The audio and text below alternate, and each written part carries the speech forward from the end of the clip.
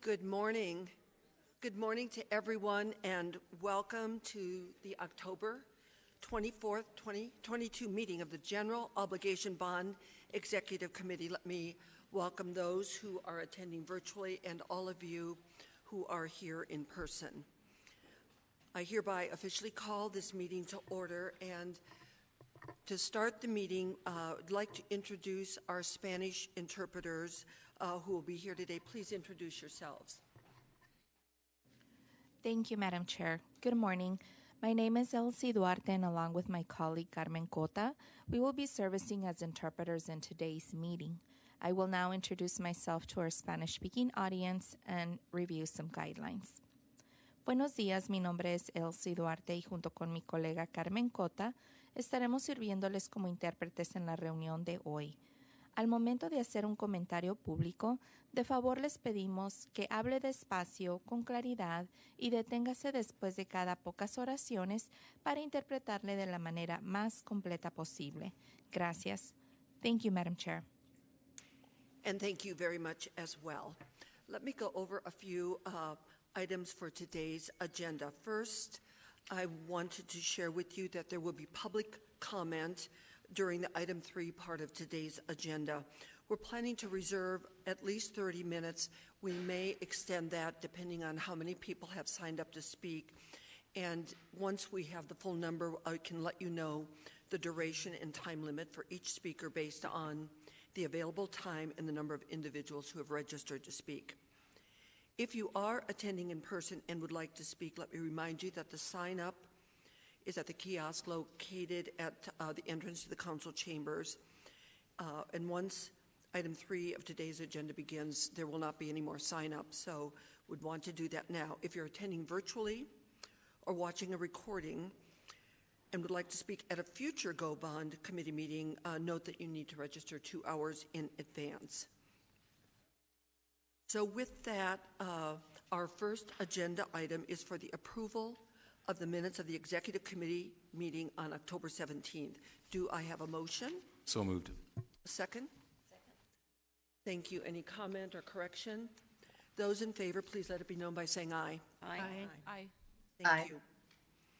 Our next agenda item includes additional and very important introductory remarks.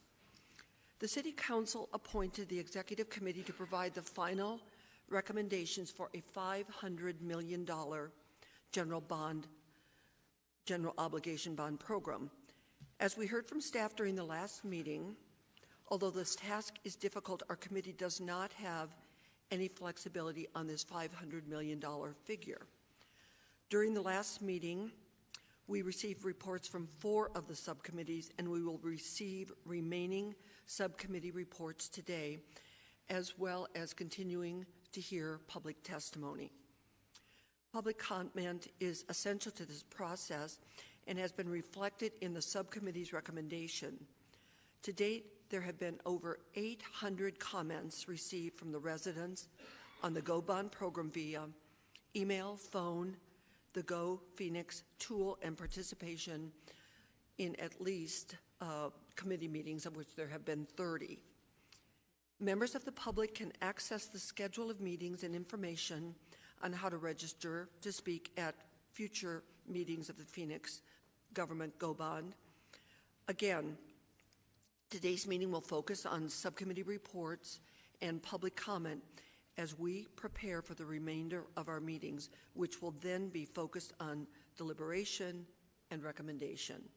And to that end, at the end of this meeting, I will be asking committee members if there are any projects they wish to be considered that have not been included in subcommittee recommendations. In other words, at the end of the meeting, I would like us to know the total population of projects that we will be evaluating. So with that, we are going to move forward with our remaining 4 Go Bond subcommittee meetings.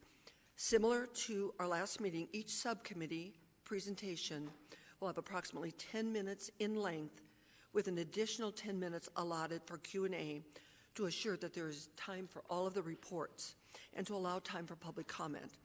We will hear the public comment after all of the subcommittees have concluded. I'm changing the order slightly, and will be asking that the first subcommittee meeting or group be Parks and Recreation. And so with that, I would like to turn this over to that subcommittee. Thank you. Thank you very much, Chairman. I am Mary Rose Wilcox, and I chaired the Parks and Rec Subcommittee. And before I start on my report, I just would really like to thank our Parks and Recreation staff, Cynthia and Inger and Chris. They were outstanding at getting us the information we needed in a timely fashion and helping us make our decisions. And also the budget department and the attorneys in guiding us. We had some legal questions, and we got the questions answered right away. So I want to thank you, and last of all, the mayor for appointing me. When she called me, I was rather surprised, and I said, "Are you sure you want me to do this?" And she said, "Yes." And I didn't realize how many calls I would get as a result of that, so I think that's why she wanted me to do it. She wanted to take the pressure off herself, but just thank her very, very much. Okay, let me go ahead and do this report, and I must say that we worked very hard. We came back with a unanimous decision. The Executive Committee charged subcommittees with recommending a rank-ordered list of priorities, including funding levels for the GO bond. The Executive Committee emphasized there is a greater need for the bond capacity and further instructed subcommittees to only recommend projects that cannot reasonably be deferred to a future bond program. Our committee held 4 hybrid meetings on August 15th, August 29th, September 19th, and October 3rd. The subcommittee was provided detailed information about the prioritized capital needs identified by city staff, which total $109 million.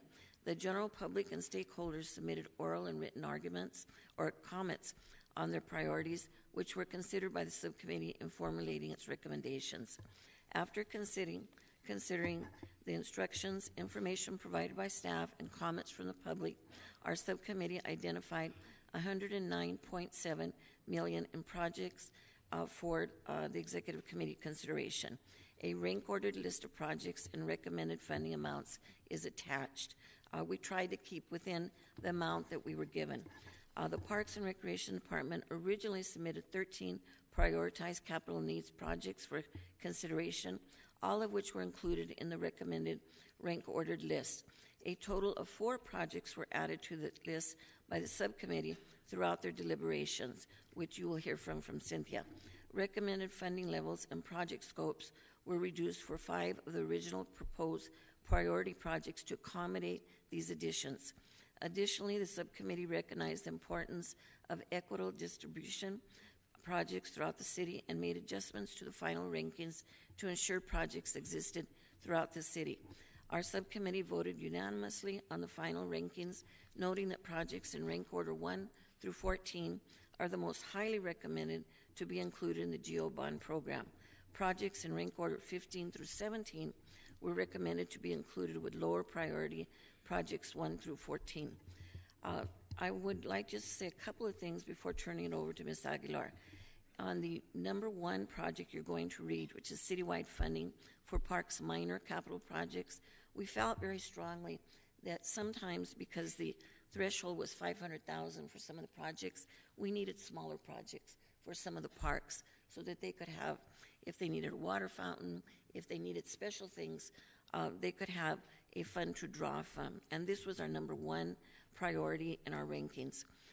The other thing we did, which I was very, very pleased, is we put together a very good aquatics program that addresses the needs and upgrades quite a few of the facilities we have. It also takes out some swimming pools where we compensated with some water parks, and the whole program goes together very well.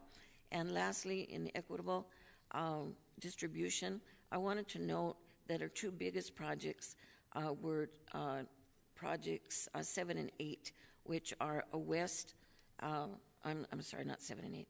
It is the Desert View and the Mountain View civic spaces and sports complex. What we did is we tried to make sure that the newer parts of our area, the West Valley, and then the North Valley, which is growing, got projects that were needed, and they're big projects, and will benefit many, many of the constituents.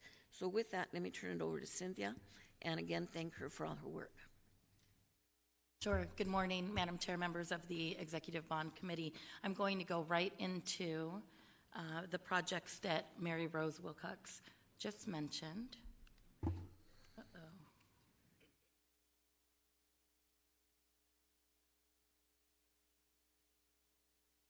Advance through a couple of these. The first of the 17 projects is the citywide funding for minor capital projects that Mrs. Wilcox just mentioned. Again, this is essentially a pot of $1.5 million in funding that neighborhoods throughout the entire city would be able to apply to the Parks Department to use. It could be for things like ramadas, picnic tables, benches. It could also be for some slightly larger equipment, such as a shade canopy over a playground, if you will. Our second project, which was a new request on top of the original projects we submitted, is construction of a new recreation center at Esteban Park. This would be a small neighborhood recreation center similar to some others that we operate throughout the city that would include an indoor recreation space for youth and teens. The project that ranked number 3 was roadway safety enhancements to South Mountain Park. South Mountain Park is approaching its 100-year mark, which happens in 2024, and it sees over 2.5 million visitors each year. The roadways throughout several segments of the park are in need for improvements. This project was originally submitted by the department to include improvements to 15 miles of roadways for a total of $15.5+ million. At the request of the subcommittee, it was revised to include a little less than that by taking out the last fiscal year of funding. So the proposed project would now be $10.6+ million and include improvements to 6.4 miles of roadways throughout South Mountain Park. The next project is Margaret T. Hance Park, which is a 32-acre park that I'm sure all of us are familiar with right here in downtown Phoenix. It's been going through an extensive renovation process with a master plan that we've worked very heavily with the community on. Right now, this project is recommended to include improvements that are in and around the Central Avenue Bridge and west of the Central Avenue Bridge to help further with connectivity and entry points for pedestrians from the Central Avenue Bridge into the park. The park is constructed over the I-10 freeway, so this project does include a lot of special engineering, and the recommended funding for this project is just over $17.8 million. Our next two projects are some of those that Mary Rose mentioned as well. The first is a concept that would create or convert Harmon Park Pool into a regional pool. This would be done by enhancing the pool to include many more amenities that exist today. Within 1.5 miles of Harmon Park Pool currently, there are 3 other much smaller neighborhood pools that currently have very, very limited amenities. The bottom photo shows this at Alkire Park, and in fact that slide has since been removed. So small rectangular pool, minimal amenities. Those 3 nearby neighborhood pools would be converted into splash pads. So these neighborhoods would now have a destination splash pad to go to that would be open twice as long as the typical swim season, and they would now have a regional pool within about 0.5 mile to 1.5 miles from each of these pools to go enjoy. In this concept, the regional pool would also be open more on a year-round basis. So this would allow us to train lifeguards in this part of the community. It would also potentially allow us to have swim lessons and open the pool much longer than a standard 8-week season as it is today. This project is just over $12.7 million. Similar to the project I just explained, the same would happen at Maryvale Pool.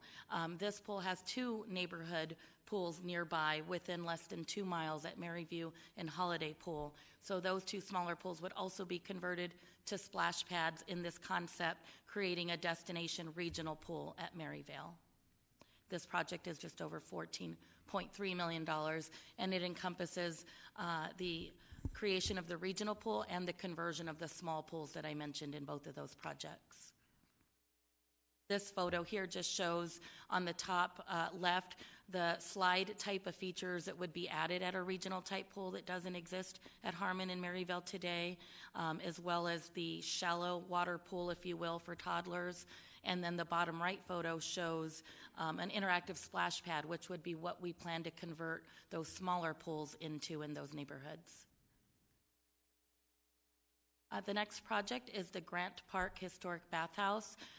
Grant Park is one of the pools that would be converted into a splash pad as part of the the Harmon Regional Pool concept.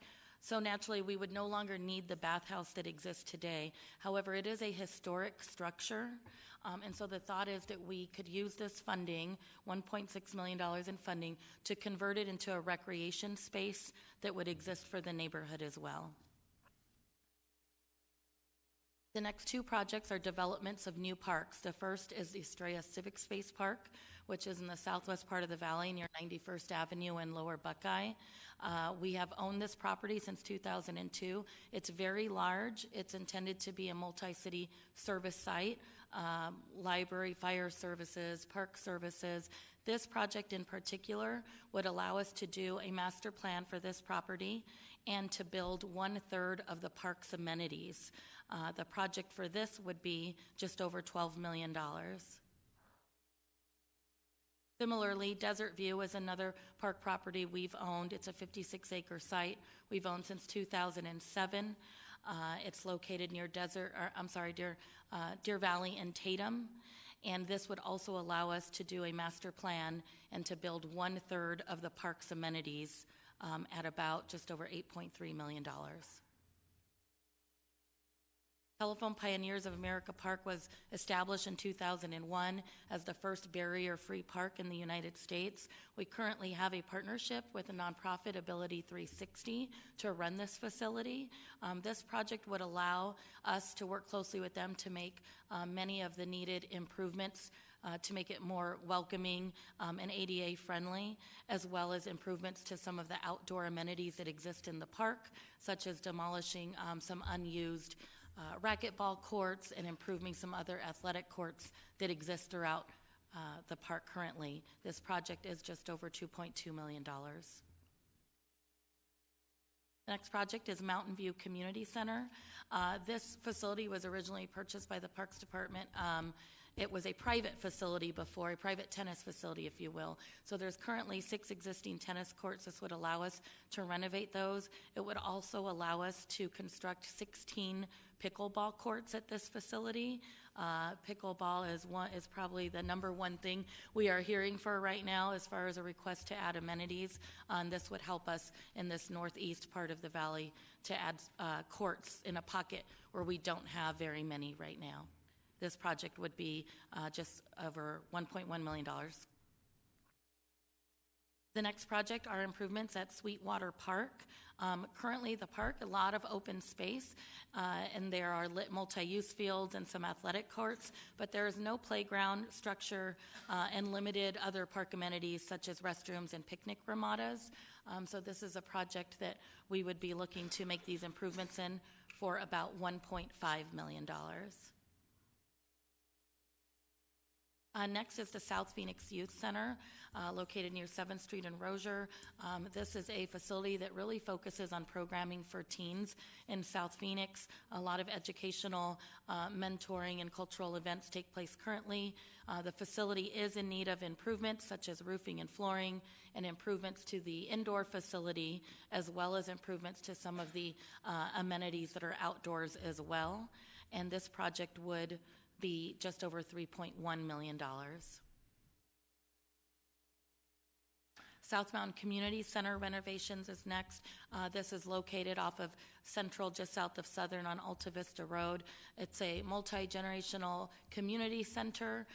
It's very popular, and currently there's an indoor gymnasium, classrooms, dance rooms, but the facility has also needed improvements, things like improvements to air conditioning units, or replacements, I should say, upgraded flooring and lighting, and then just some new equipment for those class spaces. This project is one that was also, the scope was reduced slightly at the request of the subcommittee to help other projects fit into our final 17 projects, and this project is now over $4.5 million.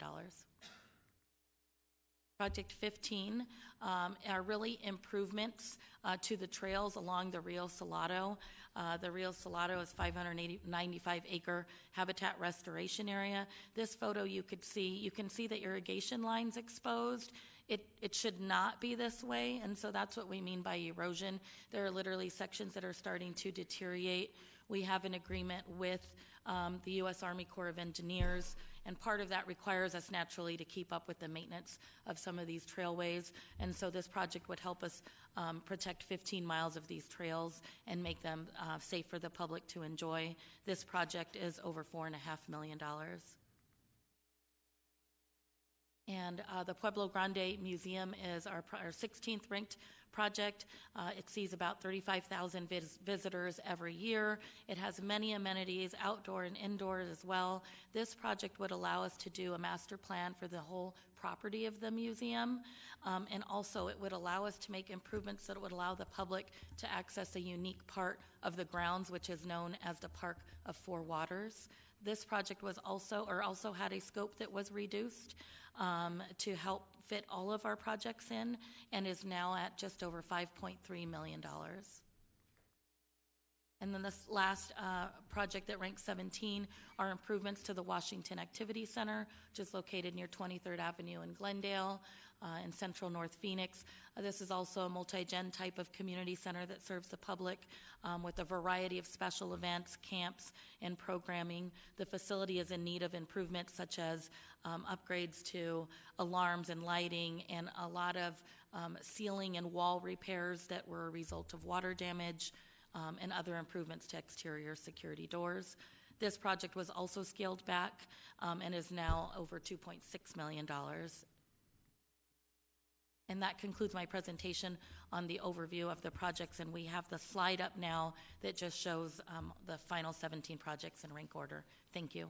Well, thank you very much, and to Chairman Wilcox, members of the committee, City, Cynthia, that was a great report. We just have a couple of minutes. This is not time for public comment, but are there any clarifications that members of the Executive Committee would like to ask? Pam.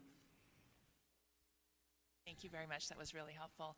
When I look at the distribution, the geographical distribution, it looks very much weighted toward District 8 and maybe 7, the vast majority between those two.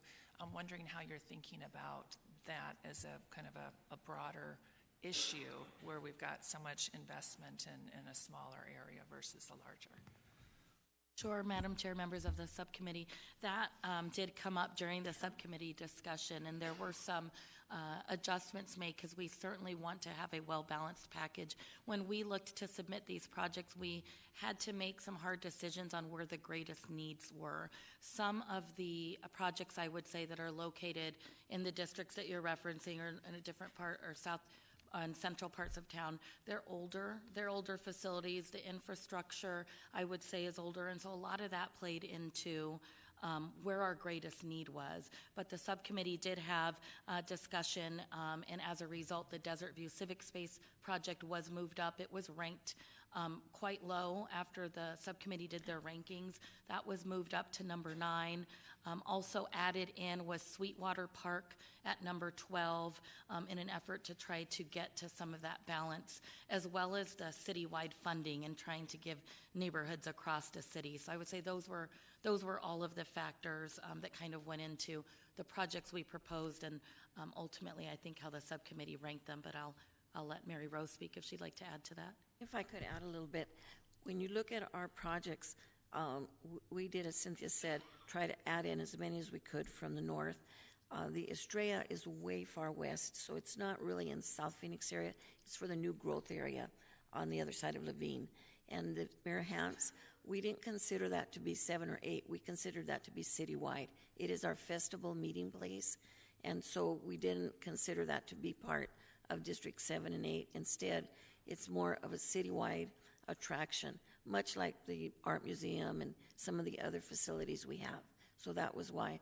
But we did put in Sweetwater, as Cynthia said, and also made sure that we raised the, was it Mountain View? Or no, I'm sorry, it's Desert View Civic Space to a higher area so that we can make sure we funded that too. Thank you. Other clarifications or comments? Rick?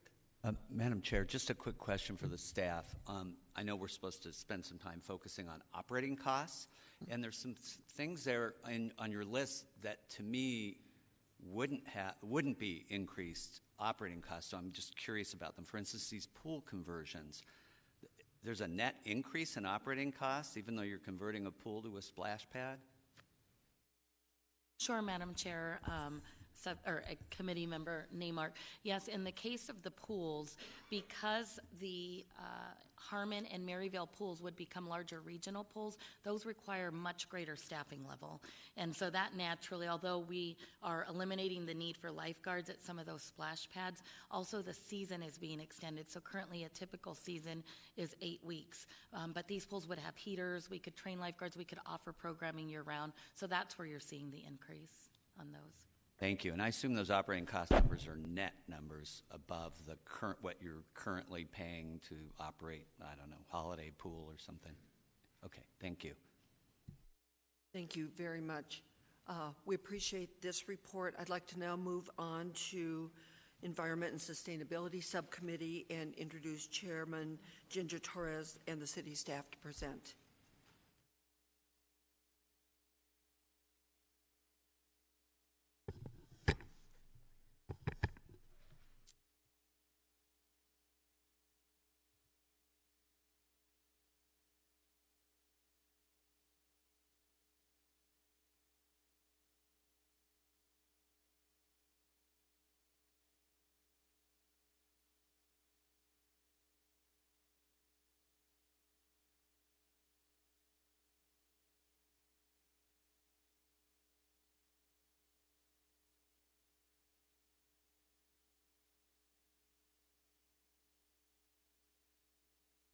Yes, please proceed.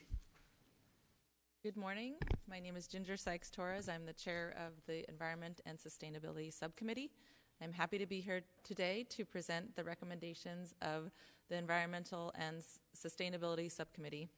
I would like to first thank the City Manager's Office for guiding us through this process and staff for answering all of our technical questions, members of the public for helping shape the recommendations that came out of this subcommittee, and each and every subcommittee member for thoughtful consideration of all comments, reports, memos, and data provided.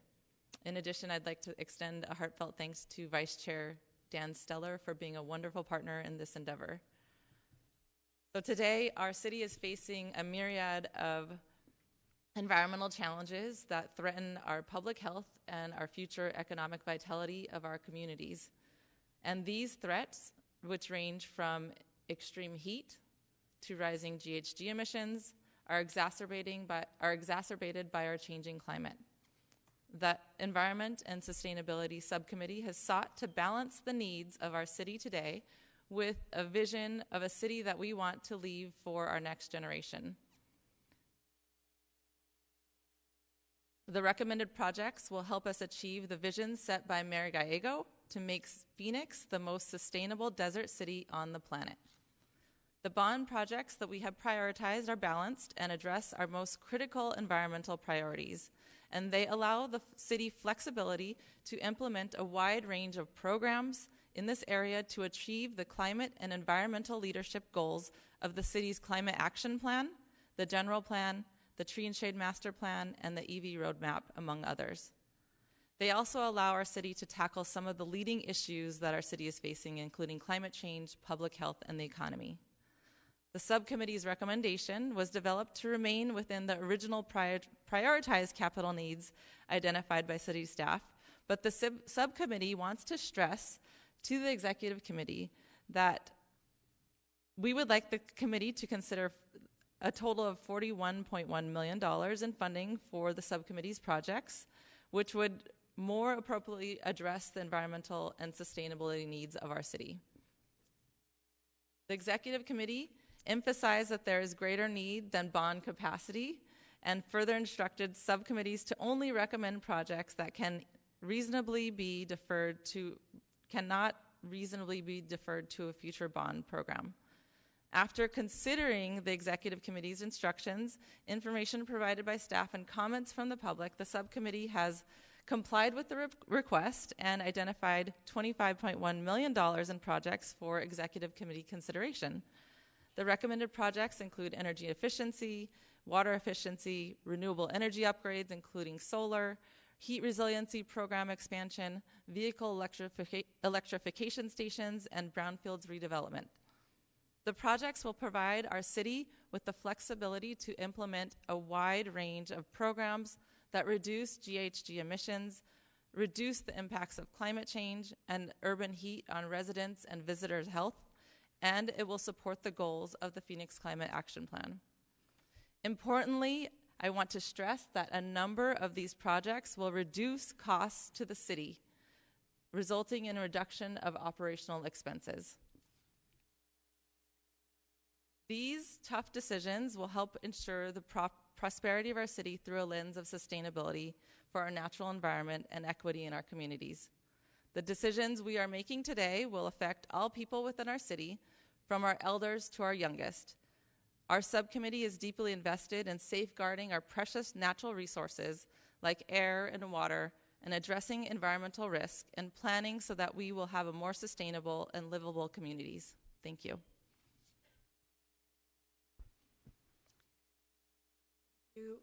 Subcommittee Chair Torres, and I would echo staff's appreciation of the subcommittee chair, Vice Chair Steller, and the other members of the subcommittee who were very thoughtful and thorough, asked us a lot of questions, hard questions, and we really appreciate their approach to evaluating these capital needs. So with me today, presenting with me today is Public Works Director Joe Giudice to my left, and then available to answer questions are our Director of the Office of Heat Response and Mitigation, David Hondula, Environmental Programs Coordinator Roseanne Albright, and then also our Chief Sustainability Officer, Mark Hartman. Each of them are available to the extent that you have follow-up questions. So with that, let me move to the prioritization, and thank you again to Chair Torres for the overview. So this illustrates the ranking and the funding allocations that were recommended by the subcommittee. And we will be talking in detail about each of these. First, the energy, water efficiency, and renewable energy category, originally at $20 million, but reduced to 13.5. Heat resiliency, again, this is a project that would expand the city's tree planting, green infrastructure, cool roofs, cool corridors, and cool pavements program, implementing other emerging plans to address heat resiliency within city facilities.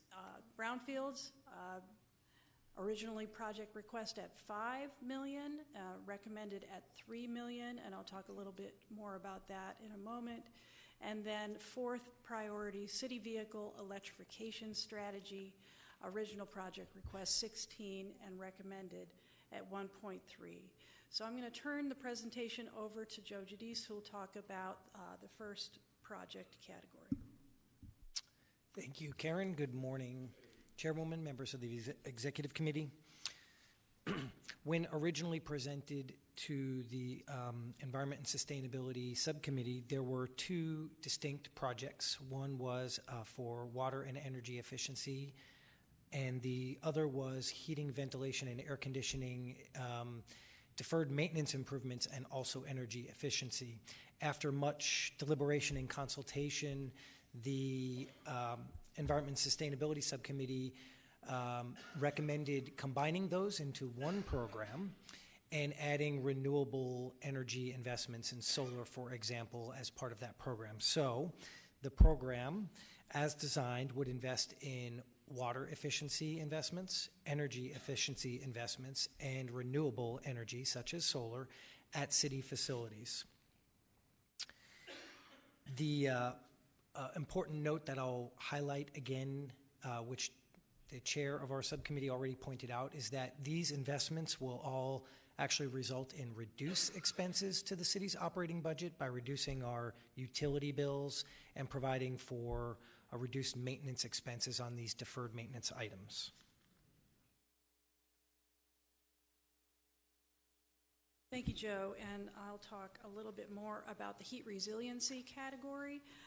In response to significant community input, the subcommittee elevated the heat resiliency project to the second rank.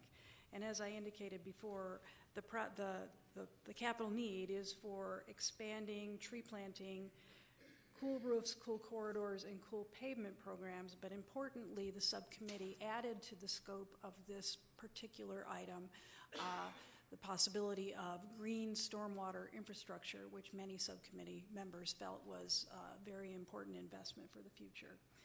And then again, other investments as we proceed that would address heat resiliency in the community.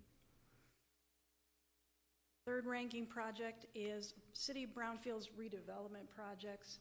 And for those who are familiar with brownfields, you know that these are sites where environmental contamination is a barrier to redevelopment. And so what this category of funding would provide is assisting city departments with pre-development costs associated with these environmentally contaminated properties. Preference would be given to projects within certain areas of the city, and notably our Rio Reimagined project area, which I know you'll be hearing about a little bit later in this morning's presentation. Thank you, Karen. Electric vehicle charging station infrastructure is the fourth ranked project. So Mayor and Council have adopted the Climate Action Plan as well as the Complementary Transportation Electrification Action Plan with the objective of improving our local air quality and reducing our impact on the climate. As the city leads by example, investment in electrical infrastructure will be critically important. Along those lines, Mayor and Council have also provided additional funding this year for the Public Works Department to initiate a study with a consultant to evaluate various locations and their electrical capacity to support future charging infrastructure. And that study is expected to deliver its initial results in June of 2023.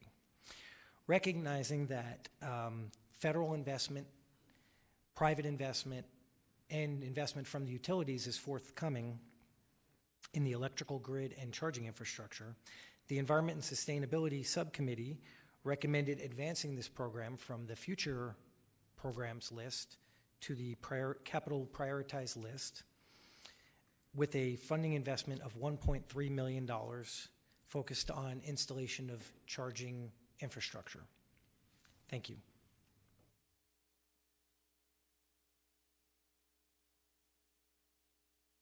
Thank you, Joe. And so to recap, we have the four prioritized programs and projects totaling $25.1 million, which stays within the target identified by city staff. And so we're very happy to answer any questions that the executive committee might have.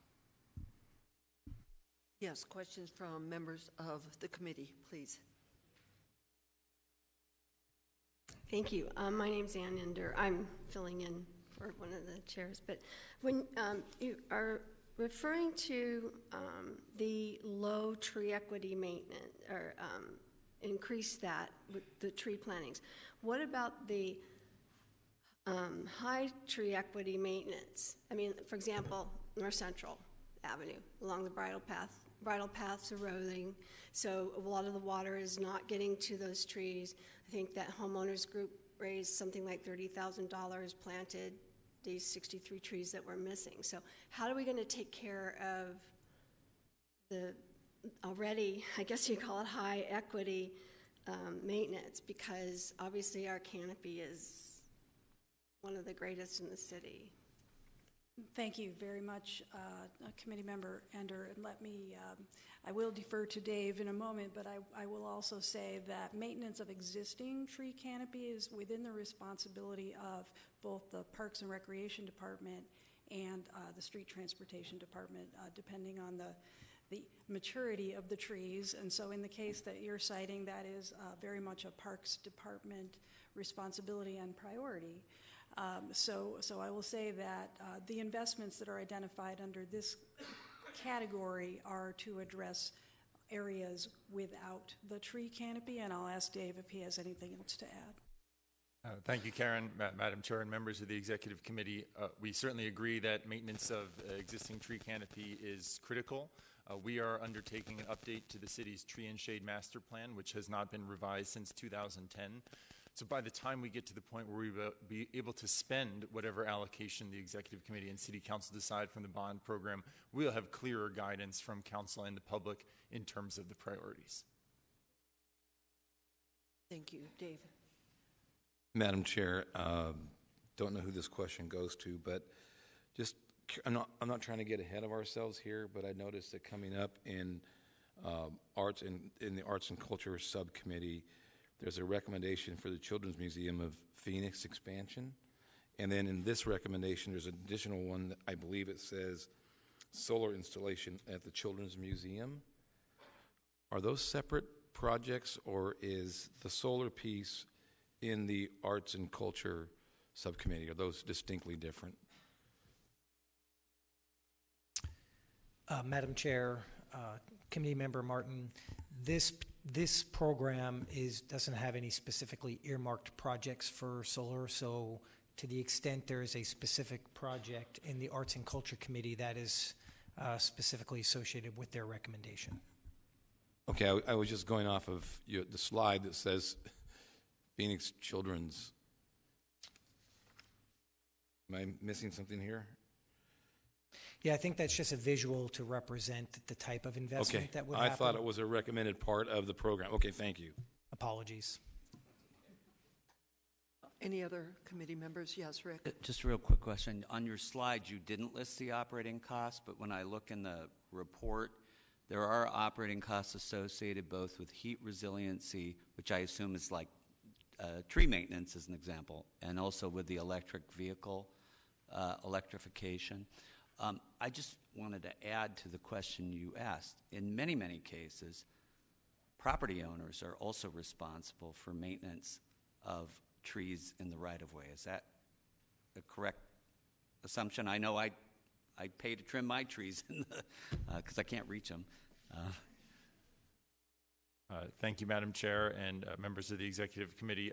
That is correct. There is a complicated web of maintenance agreements for trees in the public right-of-way across the city. And as we heard for other items in this package, it is premature to have specific projects in mind, but whether it's maintaining trees, cleaning bioswales, keeping curb cuts open, we anticipate there will be some minor operating costs that are added from a heat resiliency project, but of course we'll be trying to minimize those as best possible. Thank you. Thank you. May I add to that? So I just want to remind members of the Executive Committee, the public, that the Environment and Sustainability Committee really considers trees as a critical part of infrastructure of our city currently, and even more importantly in the future. And so the recommendation that came out of the subcommittee was really for these tree plantings, tree infrastructure to be placed in the most heat vulnerable areas of the city first. Those are the areas that it will make the biggest difference down the road. And I also want to remind those out there that this city had a lot more tree coverage in it in the past. Historic tree canopy, was all along the river area. We have changed the environment, the geographic nature of our city. And so what we were trying to do is hopefully reclaim some of that back for especially those residents that have to deal with the lack of tree coverage on a daily basis, and it affects their health. And I also want to remind everyone that the city of Phoenix is located within the homelands of the O'odham and the Peepash peoples and all of their ancestors who have been the inhabitants and the caretakers of this land since time immemorial. This isn't something that is impossible to do because Native peoples have been here doing this from the beginning of time. So for this executive committee, my charge to you is that I would like to remind everyone that resilience for indigenous peoples is rooted in traditional knowledge, and adapting to changes in our environment is based on understanding of the land, so dealing with the maintenance issues on a regular basis. Our executive committee is tasked with making the decisions that will impact our land and our water and our air, so we are, in essence, serving as the honorary caretakers of this land. So I would love my executive committee member partners to keep that in mind when we're making decisions. Thank you. Thank you. Other comments or clarifications?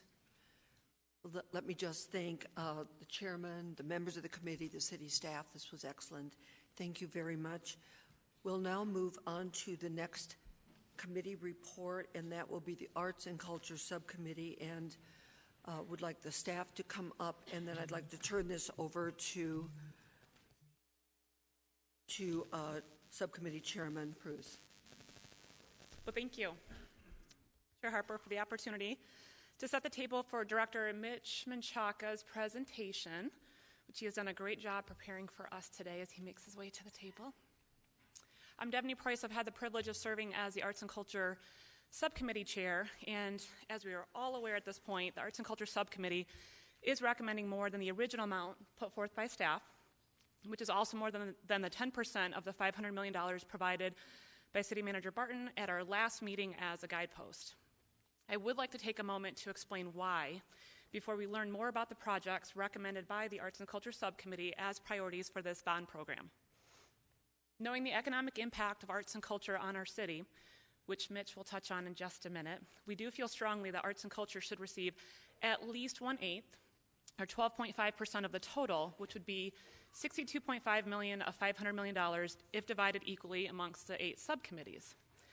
Furthermore, and even more importantly, through the public comment process, we discovered new projects brought forward by the arts and culture nonprofit organizations operating in city-owned buildings that are truly critical needs of our community and need to be prioritized in this bond program, which is why the total amount grew to $64 million, or 12.8% of $500 million.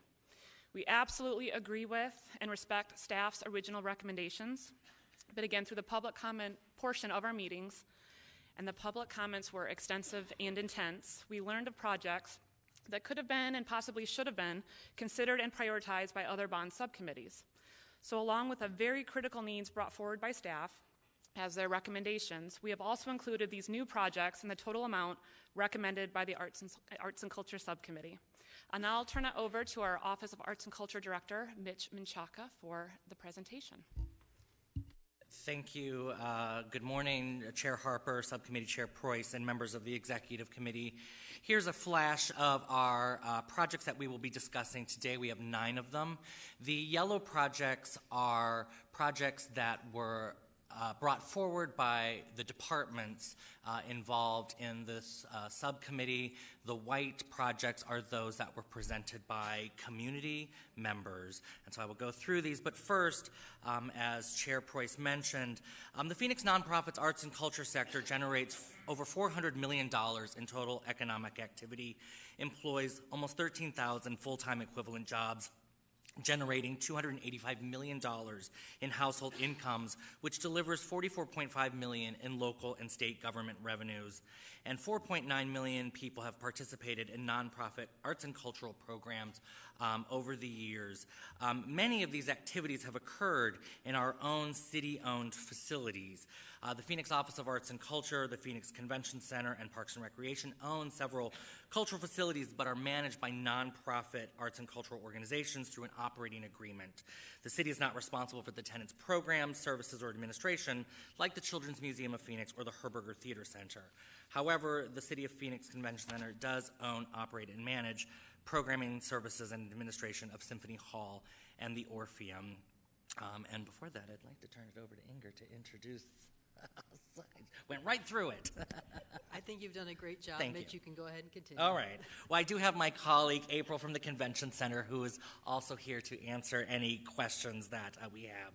So we'll start off with our first project, which is the Latino Cultural Center. In 2001, the City of Phoenix Bond Program made funding available for the renovation and expansion of Museo Chicano, a downtown Phoenix community-based museum that promoted knowledge and appreciation of Latino cultures. Unfortunately, Museo Chicano closed in 2008, and the bond money was held in a reserve for future capital projects that would create a cultural center to benefit and showcase the Latino community. Over the past 14 years, several community studies and reports were done, including that of a mayoral-appointed Latino Cultural Center ad hoc committee in 2020. The committee made several recommendations to City Council, including having the Phoenix Office of Arts and Culture operate the center in its first 5 years and then potentially spin it off to a nonprofit organization. It also recommended that the center not duplicate programs, but be an administrative and artistic conduit for current Latino arts and cultural producers to build capacity. Finally, it reviewed several locations in and out of downtown to site the center, including renovating the north building at Margaret T. Hance Park. Gensler Architects was hired to do an architectural assessment of the building to understand costs for the center as a way to have cost estimates for this project. The project would design and construct a world-class Latino cultural center in accordance with the ad hoc committee's recommendations and be the premier center that celebrates the diversity, legacies, and influences of Latino culture in America's Southwest region. The project cost is $21.7 million, which could be used for renovating the existing building or be a starting point for brand new construction. There are operating costs of $512,000, as this would be for staffing and operations of the center. Our next project is the Valley Youth Theater's Permanent Home Project. In 2001, Valley Youth Theater purchased with 2001 bond funds the property at 525 North 1st Street to provide performance and rehearsal space and small productions for Valley Youth Theater, which has produced over 150 productions in that venue. The current agreement with Valley Youth Theater ends on January 5th, 2030. In 2005, an intergovernmental agreement with the city and ASU was created for the development of a downtown Phoenix ASU campus. The current Valley Youth Theater building is included in the master lease and will eventually displace the organization. The master lease and operating agreement with ASU required that ASU begin development planning activities on the site by August 1st, 2022. In 2022, the city amended the master lease to modify and extend certain terms, including ASU's deadline for the initial development period on the Valley Youth Theater lot for January 5th, 2030. The question has arisen, why fund this project in the bond cycle? ASU may take possession of the site sooner than 2030, but even if it waits, Valley Youth Theater needs the capital to relocate to continue its mission, which the timing falls into this bond cycle. The project will design and construct a new Valley Youth Theater to provide a permanent home for the organization. The project cost is a little over $14 million. There are estimated operating costs of $271,000 based on contractual services based in our current agreement with Valley Youth Theater. We next move on to the Children's Museum of Phoenix. In 2001, it acquired and renovated the Old Monroe School at 215 North 7th Street. The museum welcomes 300,000 guests annually and offers more than 300 play experiences spread through 3 floors. The museum currently includes 17,000 square feet of unoccupied space. The initial bond project proposed by the Office of Arts and Culture in the capital study was to renovate 9,000 square feet, 4 rooms, on the 2nd and 3rd floors of the building for exhibit space, guest experiences, and museum offices. The proposed cost was $1.5 million and was generated by a facility conditions assessment. A new scope proposed by the museum and recommended by the department includes 11 rooms, including full renovation of the 2nd and 3rd floor, as well as the basement level, which includes offices, storage, staff break rooms, and restrooms. The basement was not included in the department's original submission, as it was looked at as a storage and not for public use or benefit. The revised project cost is $5.4 million, a difference of $3.8 million, to renovate all 17,000 square feet. Part of the museum's proposal was done by Ryan Company, highlights the basement's dirt room, which you see on the top right-hand corner, that needs to be excavated and completely renovated to support the renovations of the room above. That cost of the dirt room alone is a little over $1 million. With this information, we would have presented the full scope at the beginning. The GO bond recommendation, again, is $5.4 million, and there are estimated operating costs based off of their current operating agreement. Next is the Phoenix Center for the Arts, which is located at 1202 North 3rd Street. It's managed by the Parks and Recreation Department and operated by a nonprofit tenant. While the city manages the building, it is leased and owned by the Arizona Department of Transportation. The center has a variety of art classes for adults and youth, provides programs to community organizations, schools, and businesses, operates a theater space, galleries, and hosts outdoor community programs, including a Festival of the Arts. The center is full of vibrant life, providing home to 9 resident companies, and serves tens of thousands of community members each year. The Phoenix Center for the Arts is requesting $1.2 million in bond funds to renovate its theater space. The scope would be to upgrade, replace theatrical lighting, audio systems, seating, rigging, and replace the outdoor marquee. The benefit would be to bring the facility up to current industry standards to better serve the needs of the community, including artists, students, patrons, and the resident companies. The Phoenix Theater Company, located at 1825 North Central Avenue, is our next project. It's managed by the Office of Arts and Culture and operated by a nonprofit tenant. The organization is the largest professional producing regional theater company in the Valley. The Phoenix Theater is the oldest arts organization in Arizona and remains one of the oldest operating arts organizations in the country and is celebrating their 102nd season. The Phoenix Theater Company's main rehearsal hall and dance studios are located on the second floor of their building.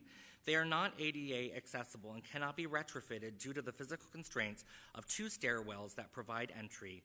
There are no other accessible spaces on the campus that approximate the layout of their main stage for rehearsals.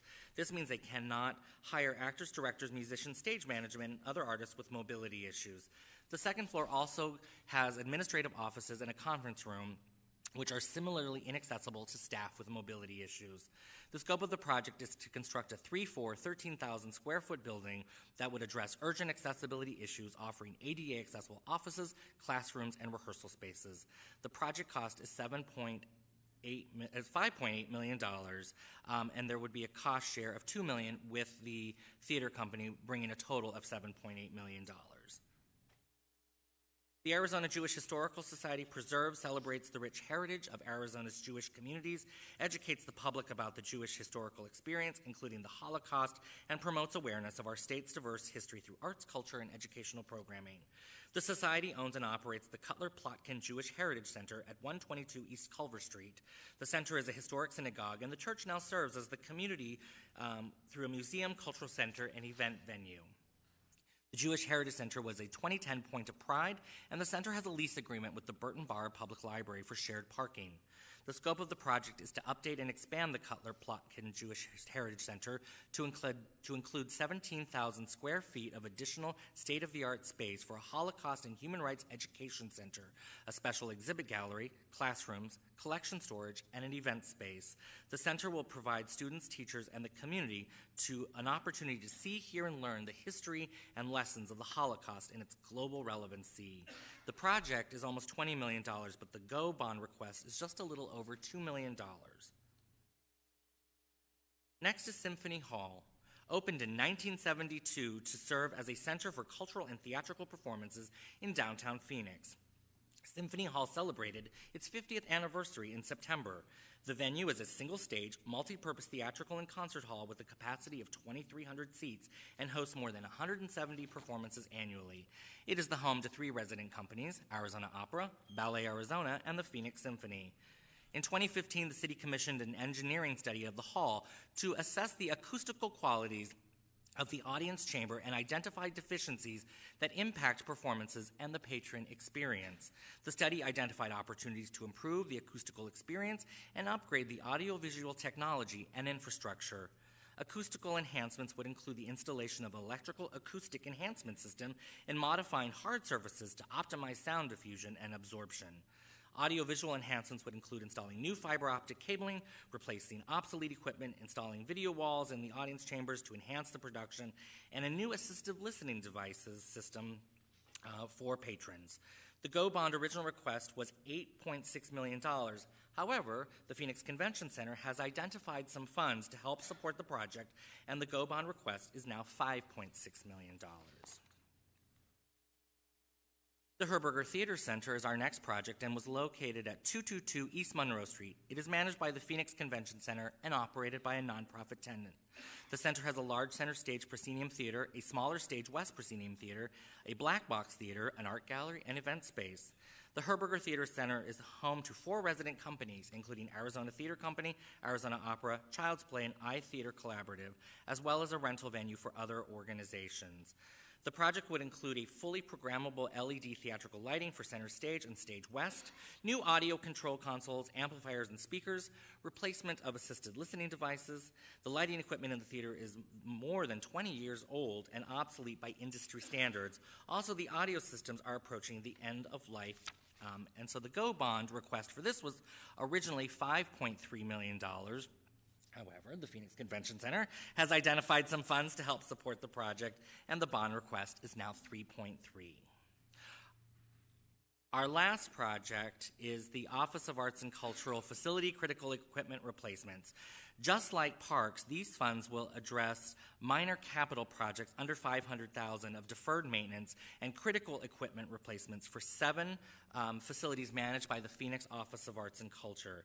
Examples include replacements of Arizona Opera's fire alarm and electronic systems, upgrade to Ballet Arizona's electrical panel, Black Theater Troup's HVAC system, and replacement of the Phoenix Art Museum's entrance hardscapes. Again, these projects are less than the $500,000 threshold that would be required for bond fund consideration. Items programmed in this fund are based on a facility conditions assessment, and the original GO bond request was $10 million. The subcommittee has requested $5 million, and the department will need to find funds in its general budget or try to plan in the city's 5-year maintenance budget. So again, here are the ranks and recommendations from the Arts and Cultural Subcommittee, and happy to turn it over to Inger or Chair Preuss for closing comments.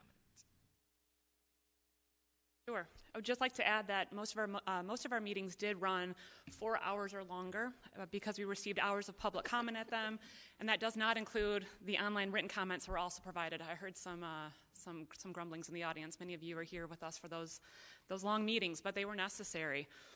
As I noted earlier, different than other subcommittees, it's really these nonprofit arts and culture organizations who are operating out of these city-owned buildings and facilities, and through the community input process, we ultimately concluded that there may have been misunderstandings along the way that led to projects involving historic buildings, ADA compliance and accessibility, and organizations that operate out of city buildings managed maybe by parks or other departments. Well, they all landed within arts and culture. And I think the process we're going to go through as an executive committee will really help to course correct for some of this. And again, it's why the Arts and Culture Subcommittee is asking to put forward approximately $64 million for arts and culture in our community. And just wanted to quickly say thank you to Vice Chair Taniqua Broughton, members of the Arts and Culture Subcommittee, for the intense but important work that we did together, and to city staff leadership for the extensive research, preparation of information and materials that we needed to get us to today's presentation. Thank you. Thank you. Excellent report and work by the subcommittee for sure. Let me ask members of the executive committee if you have any questions or clarifications, please. Thank you, Madam Chair. I have a question regarding the Phoenix Theater Company ADA project. Is there currently sufficient access for patrons of the arts that may have mobility issues to be able to get into the theater? Madam Chair, Subcommittee Member Reed, members of the subcommittee, the front of house is completely ADA accessible and was taken care through the Phoenix Theater's own fundraising and previous bond programs, and so now we're trying to make the back of house just as compliant. Thank you.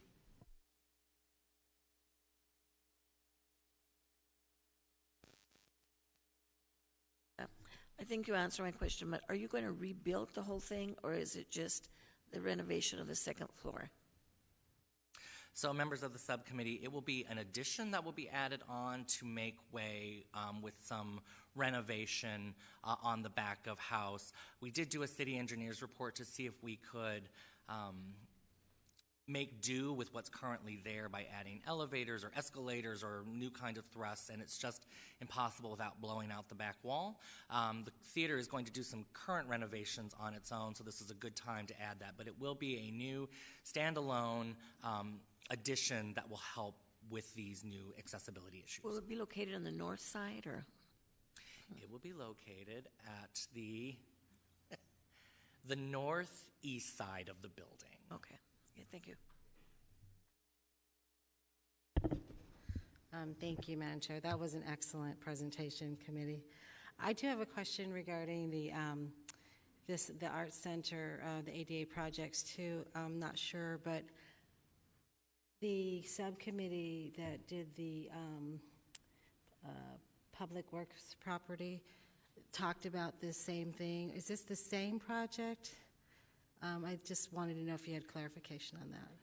So, Madam Chair, members of the subcommittee, I think what was brought up in the last one was this was discussed in the ADA discussion, but was decided to come here for the full cost of the project because that's $10 million with a $2 million investment and would eat up what we need to fix across the city. So this has been brought here for its own piece, and I'm not going to say what the executive committee will do, but it's thought that this would just get funded through its own pot of money. Other questions or comments from the executive committee? Rick? Two things.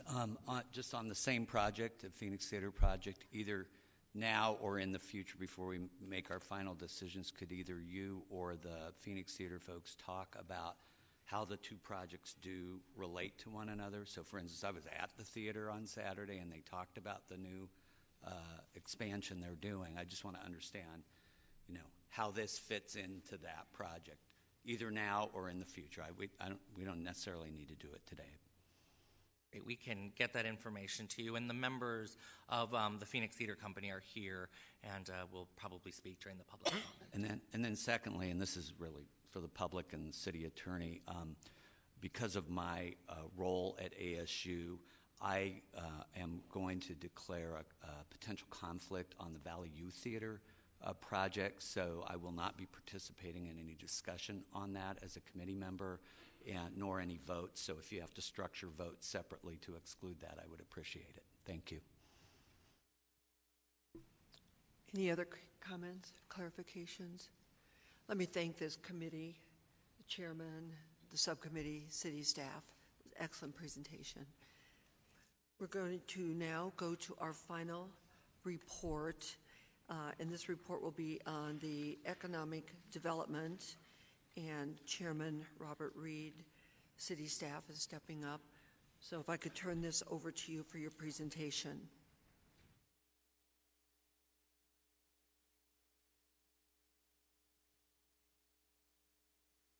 Good morning. My name is Robin Reed. I'm the president and CEO of the Black Chamber of Arizona, and I'm also the chairman of the Economic Development and Education Subcommittee. The Economic Development and Education Subcommittee goals were to look at ways to continue to drive the stellar growth we've seen in Phoenix over the last decade. I think we could agree that we've seen the quality of jobs and redevelopment over the past few years move Phoenix into the forefront as a global competitor.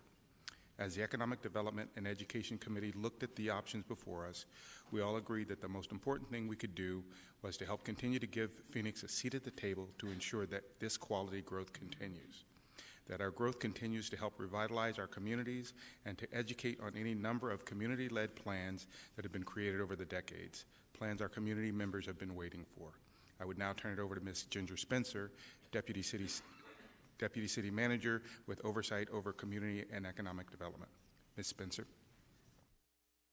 Thank you, Member Reed. Chair Harper and members of the GO Executive Bond Committee, as Chairman, our Member Reed said, I'm Ginger Spencer, Deputy City Manager, who represents economic development on behalf of the city management team. So, good morning. I would just like to take a quick moment to thank Member Reed and members of the Economic and Development Bond Committee.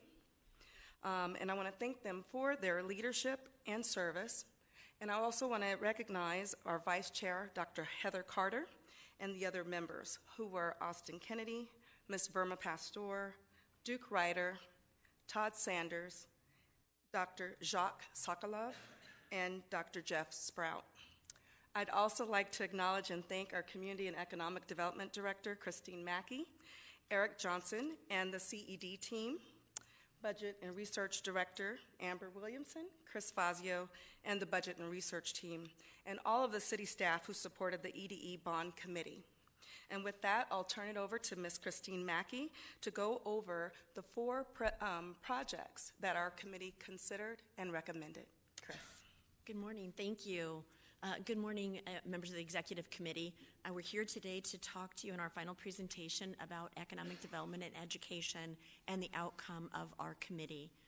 When we look at the recommended projects that we have, and I'll walk through each one individually with you, we did have four, and you see them in front of you in the final rank order that came out of the committee, for a total of $46,050,000. And I'll walk through each one individually now. So first, we have the Rio Reimagined. And the Rio Reimagined is a proposed land acquisition program to execute on a number of plans that have been authorized and implemented by city staff and the community over the last decade. So whether it is the Beyond the Banks Area Plan, it's the Rio Reimagined Plan, it is the Del Rio Reuse Plan, the Del Rio Master Plan, the Del Rio Parks Plan. This area has been planned for 50 years into what it could become in the future. The outcome of those plans is different than you see along the river today. It is to create destination retail, restaurants, hotel, hospitality, open space, really a community benefits area, as opposed to what you see today, which is a preponderance of landfills, auto crushing, gravel pits, and more heavy industrial uses. So while you look to the east of us, and you see high rises, and you see corporate America in the East Valleys area of the Rio Reimagined, Phoenix is just really meant to be more walkable, more connected, more open space, and connected through that way. The current plans that were the current development trends that we see today are really leading us to industrial type land uses. Now, I'm an economic developer. I love industrial. I love good jobs that they create. But along this river, it's really not what was envisioned by the community. And because of the zoning that exists today in light industrial and heavy industrial, the developers can do as they want without having to come to the city to be able to gather approvals and give us a seat at the table to be able to move these projects forward. So we're seeing quite a lot of, it's light industrial uses and they're beautiful buildings, but not what the community envisioned along that area. So staff is proposing, along with the committee, is to acquire land, for the city to acquire land in that area in an amount of $20 million. And just to set the stage for you so you know what that would be able to get us, current comps and prices in the area are about $20 a square foot. So that would allow staff and the city to acquire approximately 23 acres. It may be in one large site, but more likely in smaller sites that would put the city at a seat at the table through negotiations and to encourage private development to be able to develop the way the community had always envisioned. The additional $3.5 million would be in environmental cleanup, in planning, in zoning, in infrastructure, in other things that we would need along that area. That $23.5 million could be leveraged with the private sector. The city would issue requests for proposals to be able to bring development along the riverfront in that area, and would most likely, depending on the development, leverage $80 to $100 million in additional development and approximately 1,000 jobs that could come along that area in redevelopment. And I'd like to set with you a real-world opportunity that we have today. The city does own the Del Rio landfill. It's been a landfill from in the 1940s until 1981 when it closed. The city took it out for request for proposal, and we are doing a groundbreaking tomorrow on a 156-acre project that is a food innovation center in the middle of a food desert. So bringing exactly what the community want. We spent years in moving this forward, but I would argue this great project would not be happening had the city not been able to have a very valuable land site to bring forward to allow this redevelopment the way the community wanted it to happen. The program does allocate funding each year to acquire those strategic parcels, and as I mentioned, in amount totaling $23.5 million. Our next, in our rank order, number 2, ASU Health Technology Center. This is a city investment for infrastructure and public building improvements that would be related to Arizona State University's own investment of $75 to $130 million health technology center. The reason you see that as a wide range is that program is in its, that building is in its planning stage now, and so depending on what the ultimate outcome is, that is the range of development. This building and this partnership would help to advance a set of programs in public health technology, but help to advance public health and public health outcomes in the future. It also would help to leverage federal, state, and local university and other philanthropic funding opportunities here within the city of Phoenix. The city of Phoenix and ASU do have a strong history and partnership in doing public-public partnerships in building the downtown campus, in building the North Mayo campus, in building the West campus, and many other opportunities that we have soon to be in our redevelopment of the Kmart building along Northern and I-17. This project would assist in the development of workforce. As you always hear, there is such a shortage of nurses and other allied health technologies. There's a shortage of doctors. There's a shortage of unique medical opportunities, and this would help to train those individuals as we move forward. The total project cost of the city's requested investment is $15 million, which includes a 1% for the arts. I think it is important to note that a location for this has not been selected yet, but it would be here within the city of Phoenix. Next, in our third rank order, I would like to speak to you about the Spark area land acquisition. Just to set the stage for those of you that are unfamiliar with this area, it is an area here just outside of downtown. It is bounded by the railroad tracks or just north of Buckeye on the north. It is just to the south of I-17 on the south, 16th Street on the east, and 7th Street on the west. This was an area where small land sites were acquired as noise mitigation with our aviation department in the 80s, the 90s, and the early 2000s. In fact, we've acquired more than 740 parcels. And when you hear that, you think, oh, that's an easy area to redevelop. You own 140 parcels today. They are a mix of land sites. They were predominantly single-family residential sites, about 7,000 square feet each. So you might have 2 or 3 sites in a row that the city owns, and then you'll have 5 sites in a row that private sector owns. Then you might have a house, and then you have other city properties. So it really has created a hodgepodge, for lack of a better word, of land in the area that does make it very challenging to redevelop. As we've moved forward, the aviation department worked in partnership with the community on a years-long planning process that created the aviation land reuse strategy. The aviation land reuse strategy is an intricate and a very exciting redevelopment guideline that shows us how the community would want to see this area redeveloped.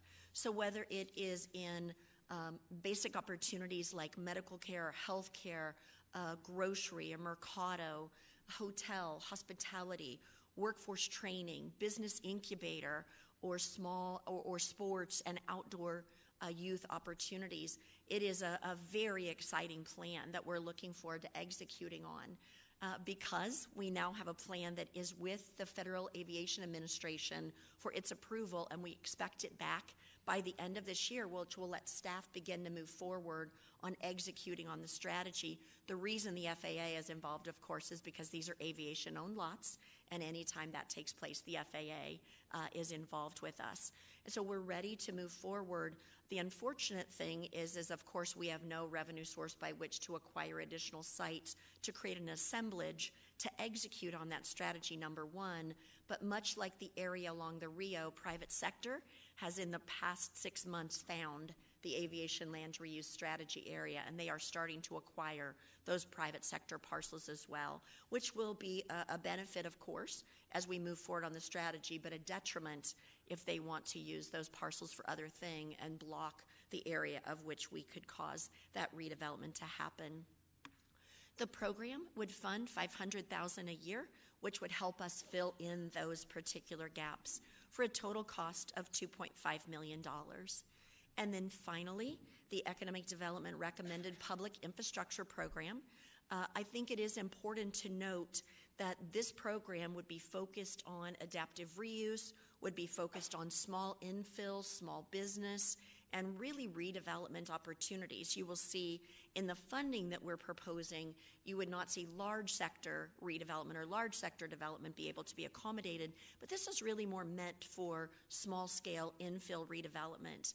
And it's one of those key elements that we use in business attraction to have those development sites ready to go, or to help small business or small retailers or small restaurateurs when they're facing a challenge in redeveloping their existing properties. In other words, they might want to go replace their roof, and because they're replacing their roof, that causes this whole cascading of zoning and code challenges that are created. As one, if they currently don't have fire sprinklers, now they'll need to put fire sprinklers in, which is a smaller cost, but maybe the water line, the public water line that feeds into their building isn't capable of handling the flows of a fire line. So while we could not fund fire sprinklers, that's in private sector property, for us it would be upscaling the existing water line that is a public asset.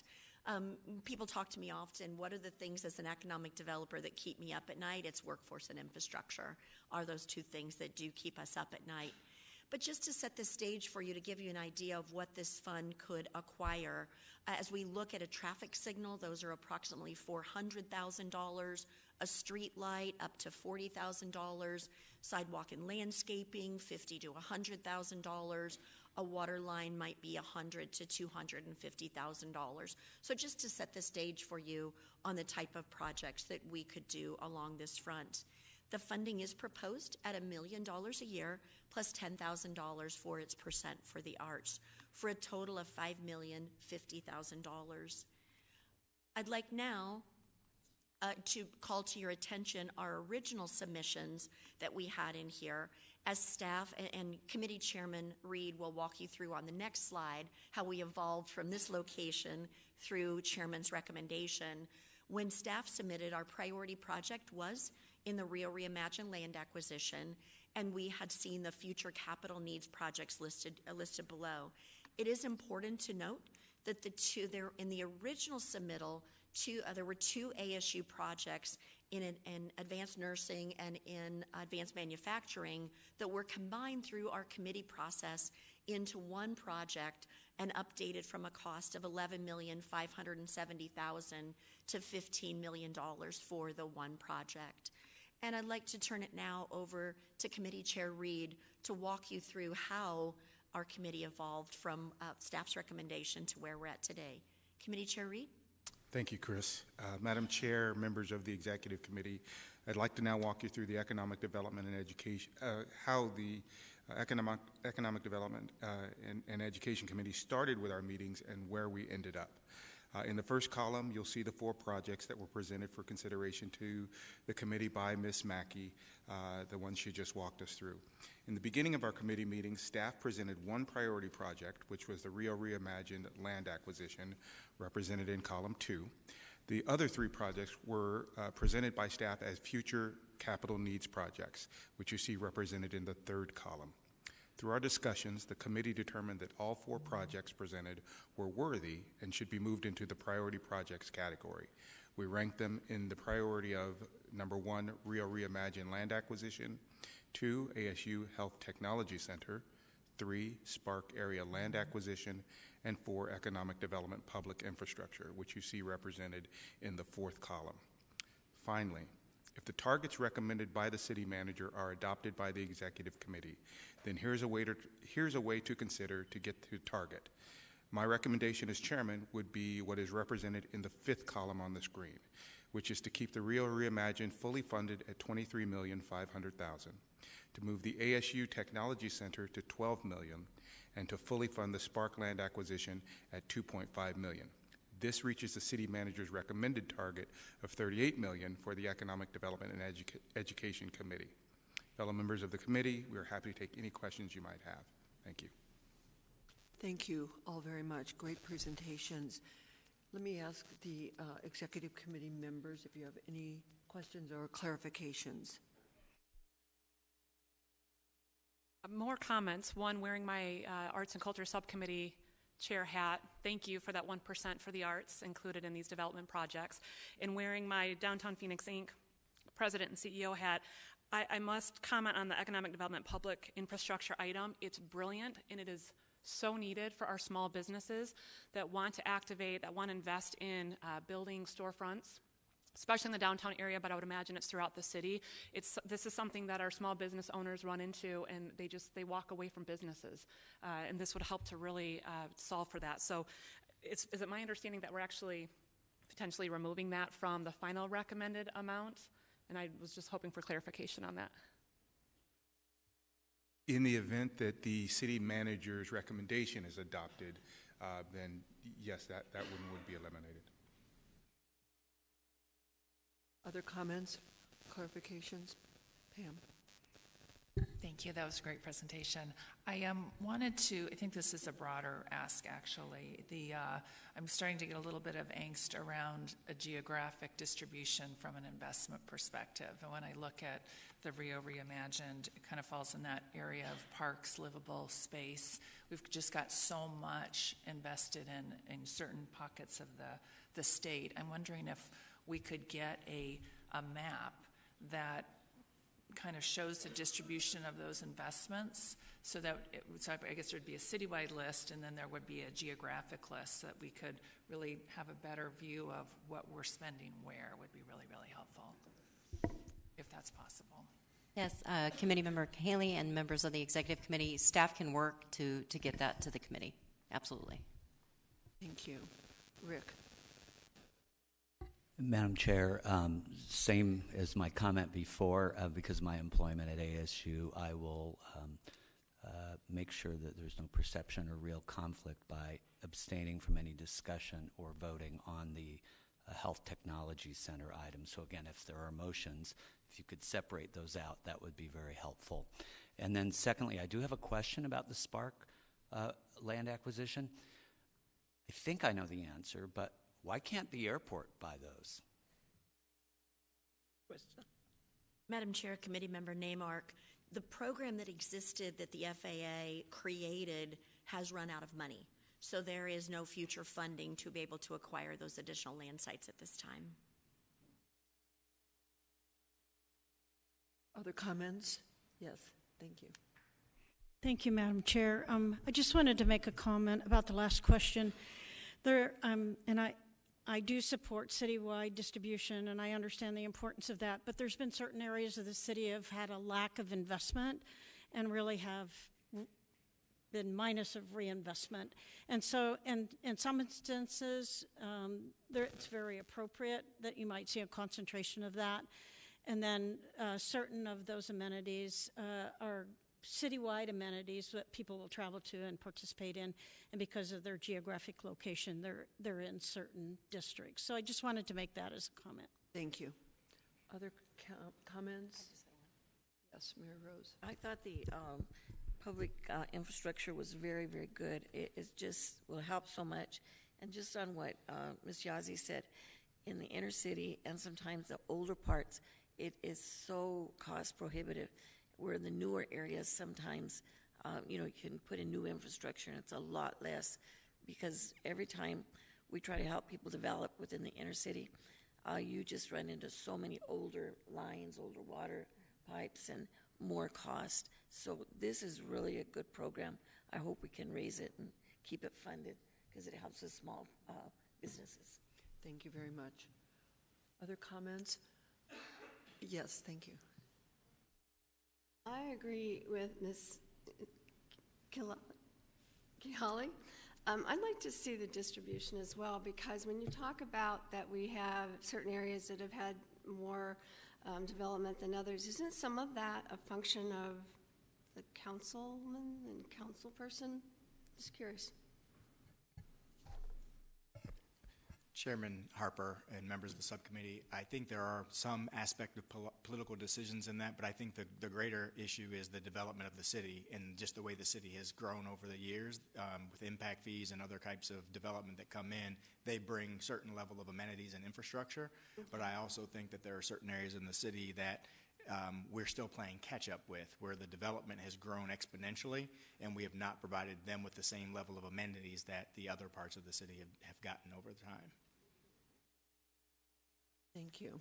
And Madam Chair, if I could, I have one last clarifying point Yes, to thank you. Committee Member Naymark's statement. Also, it's important to note that the FAA does not allow airport funds to be spent on land acquisition if they weren't part of that very specific program from the 80s, 90s, and 2000s. Thank you for that clarification. Well, I think that the Economic Development and Education Subcommittee did a great job. Thank you, all of you, for the work and the presentations here today. So with that, we are now going to move into the public comment portion of our meeting. And I'd like to start that with the city attorney explaining the rule of public comment in the Go-Bond Committee. So Members of the public may speak to comment on the general obligation bond program. The City Code requires speakers to present their comments in a respectful and courteous manner. Profane language, threats, or personal attacks on members of the public, council members, committee members, or staff are not allowed. A person who violates these rules will lose the opportunity to continue to speak. The committee and staff cannot discuss or comment on matters relating to pending claims or litigation. Thank you very much. Let me just start off this portion of the meeting making the comment that this has been a very inclusive effort. We've had over 800 citizens already participate in one way or another, which has been terrific. This morning we have 56 members, speakers signed up to speak. 15 will be virtual, 41 will be here in the auditorium. And so with that, I'm going to limit the time frame to 60 seconds, 1 minute for each speaker, if you would please respect that request. And with this, I'm going to turn this over to city staff, who will read the name of the speaker and oversee the logistics of this. Thank you, Madam Chair. Our first virtual speaker is Rebecca Pereira, followed by Paul Holmert. Rebecca, are you on the line? Okay, Rebecca's not on the line. So our next virtual speaker is Paul Holmert, followed by Christine Morris. Paul, are you on the line? Yes. Okay, you may proceed. Yes, my name is Paul Holmert. I'm a Phoenix resident and a member of the board of Ballet Arizona and currently serve as treasurer for the ballet. As treasurer, I can say that while we believe we've navigated the past few extremely challenging financial years and have the ballet poised to make continued and expanded contributions to the Phoenix performing arts environment, our ability to do that relies on the day-to-day functionality of our Phoenix city-owned facility. We've been experiencing increasing issues with HVAC, electrical systems, and other building systems. These problems directly compromise our ability to operate. Addressing these building infrastructure issues draws directly from the revenue funds we use to deliver our artistic and school missions. Furthermore, we can only afford temporary Band-Aid solutions to these basic infrastructural needs. Providing sustaining solutions to these infrastructure needs is the basis of the bond request we submitted, which when combined with the request of other organizations will require closer to the $10 million of the original request. I'd like to request the executive committee consider that funding level. Thank you for the opportunity to comment today. Our next virtual speaker is Christine Morris, followed by Dan Penton. Christine, are you on the line? I am. Okay, you may proceed. Good morning, Chairwoman and members of the Executive Committee. I'm Christine Morris, Superintendent of Union Elementary School District and a member of the Estrella Village Planning Committee. I'm calling in today to encourage the Go Bond Committee to support the Estrella Civic Space. We have a traditionally underserved community who doesn't on the furthest west side of Phoenix, and we don't have access to the basic civic center infrastructure that our community needs. It's been 20 years since parks and libraries have been promised to our community, and I encourage you, just because their voice wasn't heard at all of these meetings and they didn't show up, doesn't mean that they don't want or need these services. We are a book desert, a food desert with lack of infrastructure, and putting this in our community would serve both our retiree community as well as our growing group of families. So thank you for considering this request and supporting the Estrella Civic Space. Our next virtual speaker is Dan Penton, followed by Joseph Spector. Dan, are you on the line? Good morning. Yes, thank you. Good morning, members of Madam Chair and members of the Executive Committee. My name is Dan Penton, and I live in Levine. I'm board member of the Levine Citizens for Responsible Development and co-founder of Bike Levine. I'm calling on the Executive Committee to support $4.9 million for the Levine Area Conveyance Channel. The LACC is a 6-mile linear park, and it's literally the backbone of Levine. It should be a point of pride in our community and citywide, as it was developed to rival the Scottsdale Greenbelt. 70% of Levine residents live adjacent to the conveyance channel. The park is need of repairs and improvements as identified by staff, including lighting, safe road crossings, and erosion and dust mitigation. The project has no ongoing operating costs, and the project cross-cuts several city priorities, including pedestrian safety, alternate transportation, heat mitigation, and economic development. I appreciate the city manager's perspective on equity. As some have pointed out, not all subcommittees have taken the same approach. I want to challenge the committee to think more broadly in terms of equity, and please support funding for adding money for the conveyance channel. Thank you for your time. Our next virtual speaker is Joseph Spector, followed by Tyler Service. Joseph, are you on the line? I am. Okay, you may proceed. Thank you. Good morning, Chairwoman and members of the Executive Committee. I'm Joe Spector, President and General Director of Arizona Opera. As a leader within this very special community over the last 6.5 years, I have the opportunity to see every day how our sector's programs improve our quality of life and drive hundreds of millions of dollars of annual economic activity, as Mr. Menchaca mentioned earlier. The city's investment in its performance venues being contemplated as part of the GO Bond program, including Symphony Hall, the Herberger Theater Center, and the Orpheum, will help to enhance the experience of attendees during a period of time where audience experience is absolutely essential to our ability to sustain and grow audiences over time. As the arts and culture sector emerges from the continued and powerful headwinds faced nationally by our sector as a result of the pandemic, I'm grateful to the city for its consideration of investment in improvements to the venues to enhance the experience for events of so many organizations that utilize these spaces. Thank you so much. Our next virtual speaker is Tyler Service, followed by Pete Luminowski. Tyler, are you on the line? Yes, thank you, Madam Chair. Can you hear me? Yes, you may proceed. Thank you. My name is Officer Tyler Service. I'm a police officer with the Chandler Police Department. I've been a police officer for 12 years. For the past 2 years, I've been a school resource officer at Bogle Junior High, where I work with children in the mentoring and educational capacity. Many of these skills I used in my day-to-day job I learned while at Valley Youth Theater. As you can guess, I'm here to represent Valley Youth Theater. If I had more than 2 minutes to speak, I'd tell you story after story of how Valley Youth Theater changed me for the better. I'm a Valley Youth Theater alumni. I started in 1996 in the basement theater of Tower Plaza, and in 98 we lost our home in Tower Plaza. Myself, and along with several other VYT kids, helped our theater move to its current location at 1st Street in Fillmore. A permanent home would allow Valley Youth Theater to continue to bring joy to the lives of children through the arts and their many outreach and educational programs. The life experience I gained in my youth at Valley Youth Theater have helped me to become the man I am today. Through lessons and training in communication and conflict resolution, I have been an effective husband, father, police officer, and these life skills that were learned at Valley Youth Theater. Thank you for your consideration for Valley Youth Theater. Our next virtual speaker is Pete Luminowski, followed by Nima Sadihan. Pete, are you on the line? I am. Can you hear me? Yes, you may proceed. Good morning, Madam Chair and members of the Executive Committee. My name is Pete Lumiansky. I addressed you live last week.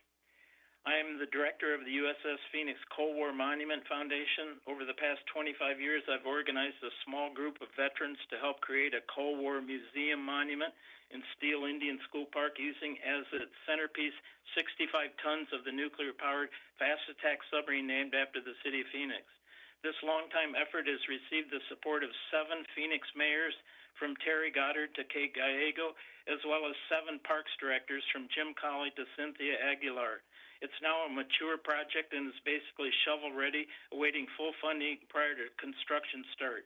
We think we have a very competitive cost-benefit project for priority funding. It's a beautiful enhancement to Steele Indian School Park. It's educational and very STEM-related, and it's significant and unique tribute to those many millions of Cold War veterans and defense workers who remain largely unrecognized. We've made 2 previous to be included for the consideration bond program, but have received no feedback or any indications we're competitive or of interest. We would like to know if we have any sort of chance to compete in your deliberations, in which case we'll keep up our efforts to present ourselves, or on the other hand, if we're simply chasing rainbows, we'll not continue to waste your time or our time in making appeals. Madam Chair, we respectfully request some sort of response from your committee about our prospects. Thanks to you all for your efforts and for allowing me to speak this morning. Our next virtual speaker is Nima Sadihan, followed by Stephen Bruckle. Nima, are you on the line? I am on the line. How are you today? My Good, name is thank Nima you. Sadijian. Thank you very much. My name is Nima Sadijian. I'm a technology lawyer and a fashion designer for 20 years. I just wanted to advocate today for the Garment League, which is a nonprofit and civic engagement organization that's very tied to the Phoenix culture, has provided many influential cultural programs, as well as a kids training program. As you know, there's a great demand for STEM profession recruitment. And so the youth of Phoenix can benefit greatly from the Garment League's Space Systems Camp, which is a proposed program in order to enhance understanding of the sciences.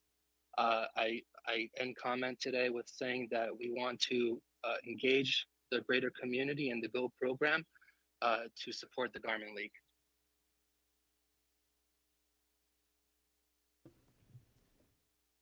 Our next virtual speaker is Stephen Bruckle, followed by Caroline Van Slyke. Stephen, are you on the line? Yes, I am.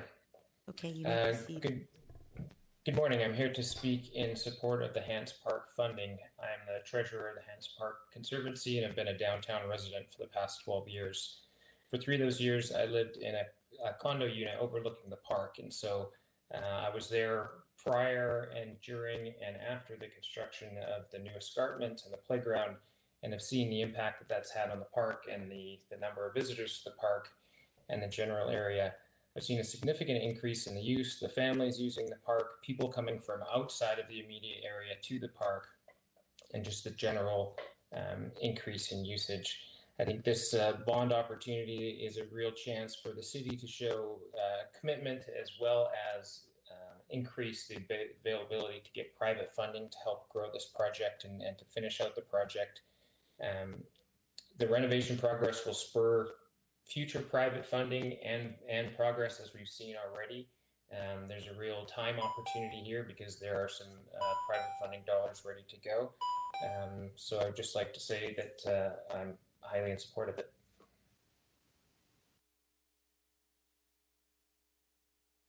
Our next virtual speaker is Caroline Van Slyke, followed by Mike Bowler. Caroline, are you on the line? Morning. Yes, I'm on the line. Good morning, Madam Chairwoman and the members of the Go Bond Executive Committee. I'm Caroline Van Slyke. I'm a resident of historic Roosevelt. I've been heavily involved in the RIA, and I am also on the Hants Park Conservancy Board as the alternate for our neighborhood. And I just wanted to ask you this morning that you would help fund the bond fund for Hance Park. The thing that's so beautiful about Hance Park is it isn't just a neighborhood park, it's a park for the whole city of Phoenix. And being a resident downtown and an owner occupier for the past 8 years, seeing all the growth and the fabulous things that have happened, I would love to see the flourishing of this park and that the vision that was started many years ago would come to fruition, because it's not just our park for us downtown people, it's for the people in Arcadia, it's for the people all around the area. And so I just request that you fund.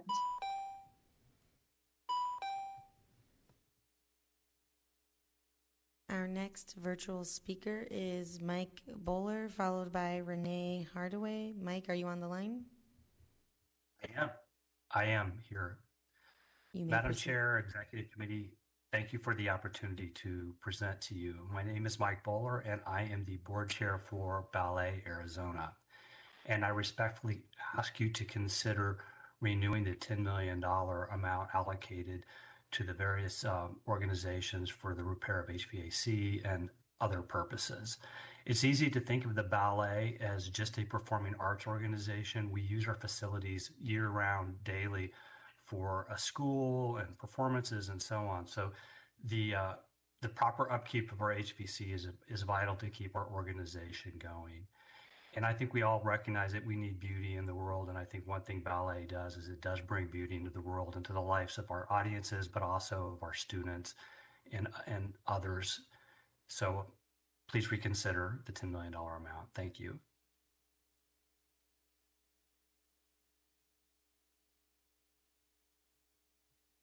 Our next virtual speaker is Renee Hardaway, followed by Nora Uau. Renee, are you on the line? Yes, I'm here. Okay, you may proceed. Good morning, Madam Chair and members of the Executive Committee. My name is Renee Hardaway, and I'm a part of the inner city of Phoenix community. I wanted to just speak from recent experience with the Garment League. I have been able to watch them for some time and had the opportunity for my kids to participate in their summer camp this past summer.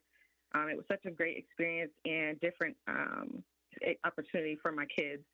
I didn't know about the fashion programming that was available and didn't know it was even possible. My children were able to learn several transferable skills. My son was able to be creative by creating his very own t-shirt designs, and my daughter was able to learn how to sew and make clothing items for herself. For the Garment League to be able to do as much as they did with that they did within such a short time frame, I can only really imagine what they would do with more. I look forward to future endeavors that the Garment League explores and can't wait to continue my support. Thank you for your time and consideration. Our next virtual speaker is Nora Uau, followed by Marvin Lobato. Nora, are you on the line? Okay, Nora is not available. Our next virtual speaker is Marvin Lobato, followed by Francisca Montoya. Marvin, are you on the line? Yes, I am. Can you hear me? Yes, and you may proceed. Thank you. Good morning. My name is Dr. Marvin Lobato. I am a resident of the Estrella Village community, specifically a community member and taxpayer of the Fowler Elementary School District, which is located south of McDowell Road to Southern Avenue, 59th Avenue to 83rd Avenue. I am calling to support the allocation of $12.3 million for the Estrella Civic Space with the proposed site of 91st Avenue and Lower Buckeye Road.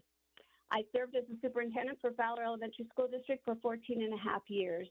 During this time, our community did not make any City of Phoenix Parks and Recreation priority list. Our children, families, and residents deserve a space where families can enjoy time together locally and is accessible to them. Currently, the closest library branch for our community is located in Maryvale. Our community continues to expand with growth. I believe it's time to prioritize our community needs. I encourage you to strongly consider approving the $12.3 million for the Estrella Civic Space. And I want to close by thanking the subcommittee for their efforts. Our final virtual speaker is Francisca Montoya, followed by a speaker in Upper Council Chambers, Jamie Kozemzak. Francisca, are you on the line? Yes, I am. Can you hear me? Yes, you may proceed. Okay, my name is Francisca Montoya, and I'm a resident of the Sundance Ranch community located on 83rd Avenue and Lower Buckeye. I moved into this neighborhood back in 2000, into the very first neighborhood development built in the area. I'm also a governing board member of the Fowler Elementary School District and have been for the past 12 years. I am in support of the allocation of the $12.3 million for Parks and Recreation Estrella Civic Space.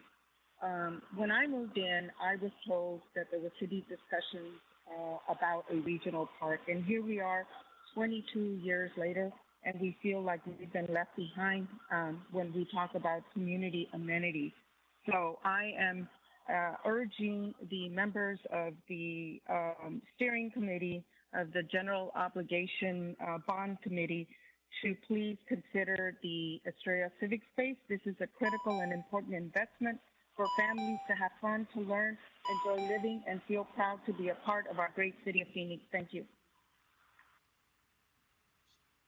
Our first in-person speaker in Upper Council Chambers is Jamie Kozemczak, followed by Steve Oberhansley. Thank you, Madam Chair and members of the Executive Committee. My name is Jamie Kozemczak, and I currently have the privilege of serving as the Executive Director for Ballet Arizona. Today, I'm here before you representing our staff, artists, and the constituents we serve in our community today. We have a request for support for deferred capital needs of the Phoenix-owned arts and cultural facilities. Additionally, as one of the 3 resident companies of Symphony Hall, I would like to make the additional case for support for the upgrades and technological enhancements proposed at Symphony Hall to improve the patron experience and keeping Symphony Hall the world-class venue in our city to experience the art of ballet, symphony, and opera. Our facility has deferred maintenance of $60,000 to $100,000 annually in repairs, and this will be our 10-year anniversary in our home. We've already spent $600,000 that we could put back into our mission with this investment. Thank you for your time. Our next speaker in Upper Council Chambers is Steve Oberhansley, followed by Tim Madrid. Hello, I'm Steve Oberhansley. I'm with the Phoenix Art Museum as Director of Facilities and Operations. And I'm here to advocate that the funding for the 9th-ranked Cultural Facilities Critical Equipment Replacement Project be reinstated to the $10 million level initially submitted to the Arts and Culture Subcommittee. The assessment sites, the Phoenix Art Museum's Facility Condition Assessment Report shows that the 5-year systems expenditure forecast is $10.7 million. The assessment also cites $1.2 million for immediate needs at the museum or failure of mission-critical building systems could result within 1 year. Public Works' 5-year maintenance forecast for all 7 arts and culture facilities is approximately $28 million. So in light of these assessments, general obligation bond funding would be substantially relieve pressure on the already existing budgets allocated to the repair and maintenance of cultural facilities. So Phoenix Art Museum, the largest fine arts institution in the Southwest, has a heightened interest in the well-being of all electrical, plumbing, mechanical, and HVAC systems that working together safely house a 20,000-piece art collection. So thank you for your consideration. Our next speaker in Upper Council Chambers is Tim Madrid, followed by Freddie Villalone.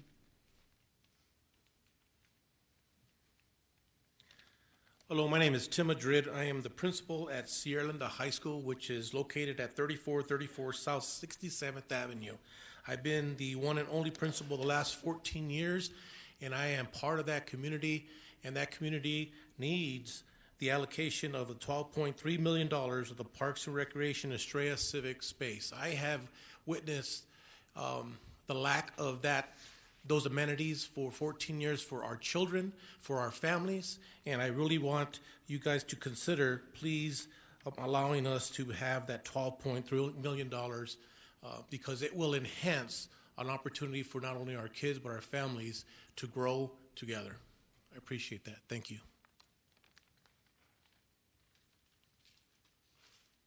Our next speaker in Upper Council Chambers is Freddie Villalon, followed by Alexandra Papazian.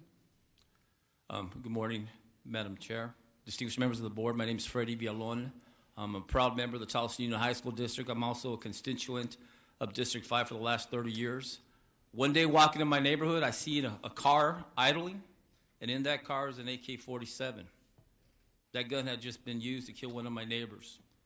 So I'm in full support of the Estrella Civic Park.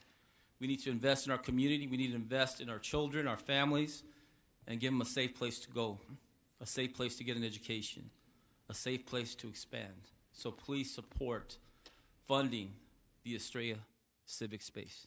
Thank you, and God bless you all.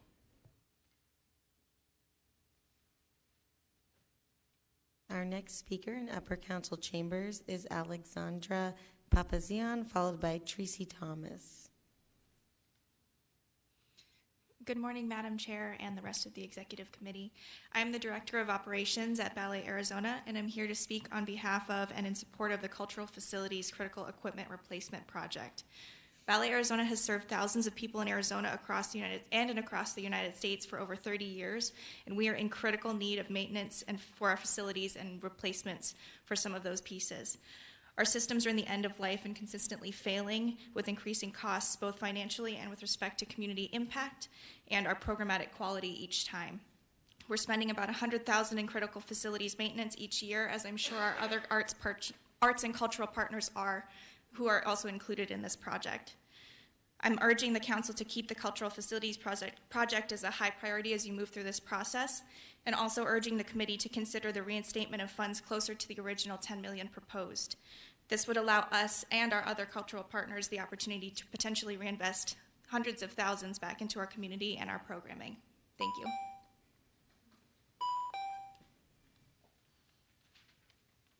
Our next speaker in Upper Council Chambers is Tracy Thomas, followed by Marcus Sencieros.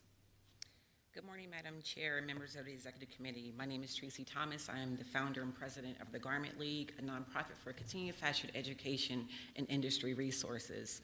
When we all woke up this morning, you actually was creative in putting your goods on or your garments on, so it made you a part of the fashion industry. Thank you. We are currently seeking an educational facility that will house our headquarters and community and serve as fashion resource center and library, where we teach our youth, develop new skills trades for our adult educational programming, advance industry training, aid in brand development, and small batch manufacturing. In the past 6 years, we've been able to position ourselves as community leaders who dedicate time and passion in giving creatives a platform with our youth and adult workshops, fashion residencies, retail and wholesale trade, community activations, forums, and master classes. We understand that fashion is an art form and want to be recognized as such. We appreciate you. We are definitely advocates in the fashion and culture and arts community, and we thank you all for your support for all of us. Thank you. Our next speaker in Upper Council Chambers is Marcus Seniceros, followed by Taylor Earl. Okay. Good morning, members of the Executive Committee. My name is Marcus Seniceros. I am a student in the Towson Union High School District and candidate for the Littleton Elementary School District Governing Board and a member of the Estrella Village Planning Committee. I am speaking for the allocation of $12.3 million for the Parks and Recreation's Estrella Civic Space. 93 acres has been promised to our community since 2004, with no action that has been taken by the city of Phoenix since then. Estrella continues to grow, but is left behind regarding community amenities. We need this regional space for our communities as our community continues to rapidly grow. This project will not only benefit the city of Phoenix, but it will benefit all the school districts and my generation, and along with the city of Towson and Avondale. I hope you really consider this project, and thank you for your time. Our next speaker in Upper Council Chambers is Taylor Earl, followed by Karina Dominguez. Good morning. My name is Taylor Earl. I'm here to advocate on behalf of the Estrella Civic Space as well. This area really has been left behind in a lot of ways, including park space. And I echo what the city manager said, which is that the city is playing catch up in some of these areas. If the money was to be distributed evenly across the city, you would just perpetuate imbalances, right? It's no disrespect to any of the city departments when there's lack of funding, that can happen. And as the area grows, this area needs to have that. Just around my house, I have, within a couple of blocks, 2 vacant lots that are for city parks that will probably be vacant for many years to come due to lack of funding. And with about a mile is this space, this civic space. I think it's a great idea to carve off of phase 1. It doesn't need to be all 3 phases. It allows the park to get started and gives a critical park space to this area. I have spent years advocating for responsible development within this city. And I think that this civic space represents responsible growth for the city. Thank you. Our next speaker in Upper Council Chambers is Karina Dominguez, followed by Xenia Orona. Good morning. My name is Karina Dominguez, and I am here representing Fuerte Arts Movement, and I am here to support the allocation of $12.3 million for the Estrella Civic Space. The 93 acres have been promised to the community since 2004, and no action has been taken by the city since then. Estrella continues to grow, but it is left behind regarding community amenities. Access to green spaces bring countless of benefits to a community. They're spaces for neighbors and families to come together. They're a safe space for children to enjoy the outdoors, a place for physical activity, and a place to cool off as the temperatures in our city continue to increase. It's time to do the right thing and follow through with the promises made to the Estrella community. I also want to express my support for the Maryville Pool and the splash pad sites. Thank you. Our next speaker in Upper Council Chambers is Xenia Orona, followed by Emilio Gaynor. Good morning. My name is Xenia Orona. I am co-executive director of Fuerte Arts Movement, a Latina-led art and advocacy organization. I'm speaking in support of the Estrella Civic Space. Estrella Regional Park would be placed in a far west corner of our city, a community scarce in recreational green space and various basic city services, including a library and a city pool. Estrella Village is home to dozens of industrial zones and distribution centers. This community recently had homes demolished by the construction of the 202, with additional exhaust and fumes spewed into the air by passing traffic. Nestled between the hustle and bustle of industry are working class families who would benefit from access to a beautiful regional park. This green space would counteract the adverse health effects of this highly industrialized corner of our city and improve the health and quality of life for our hardest working citizens. To wrap up my comments, if a map of investment will be made by city staff, I'd like to see a 50-year retrospective map to showcase the inequity of investment in particular areas and link that to the ethnic makeup of those communities. I thank the committee for using the Go Bond dollars to address the historic inequities and support the Estrella Civic Space. Thank you. Our next speaker in Upper Council Chambers is Emilio Gaynor, followed by Katrina Kaler. Dear chairs and members of the Executive Committee, my name is Emilio Gaynor, and I live on 94th Avenue, south of Lower Buckeye in Phoenix. I am a resident of Country Place community. I serve on Phoenix Sister Cities Commission and the Phoenix Planning Commission. On Sunday, October 16th at about 11:30 a.m., my family heard a knock at the door and a cry for help. By the time I came to the door, there were footprints outlined in blood in front of my driveway. It turns out there were several teens arguing in a space that it's not public on 91st Avenue and Lower Buckeye. So naturally, the kid running away from the gun violence came to my house. I cannot imagine how tragic this was for the families, but it was traumatic for us as a family in this area. So what did this have to do with a civic space or a park? As other elected officials argue about how to keep guns out of the hands of our children, I strongly feel that having spaces that are public and allow for outdoor enjoyment will limit, if not eliminate, these awful occurrences in our community. Having a place to play basketball, catch, or soccer is at a reasonable distance from our home is important. I am calling for strong support for the allocation of the Estrella Civic Space as promised to our community in 2004. Thank you. Our next speaker in Upper Council Chambers is Katrina Kaler, followed by Cindy Gogan. Madam Chairwoman, this wonderful subcommittee, thank you to you and city staff for all of the work you've put to date to this amazing project. Number one, I am the president and CEO of ArtLink Inc., and I serve as the chair of the Phoenix Community Alliance Arts, Culture, and Public Life Committee. As such, I am here to advocate for both parks and arts and culture. On the park side of things, the Hance Park, Margaret T. Hance Park, the city made a commitment to this project, and it is going to become a flag bearer for what a public-private partnership can look like.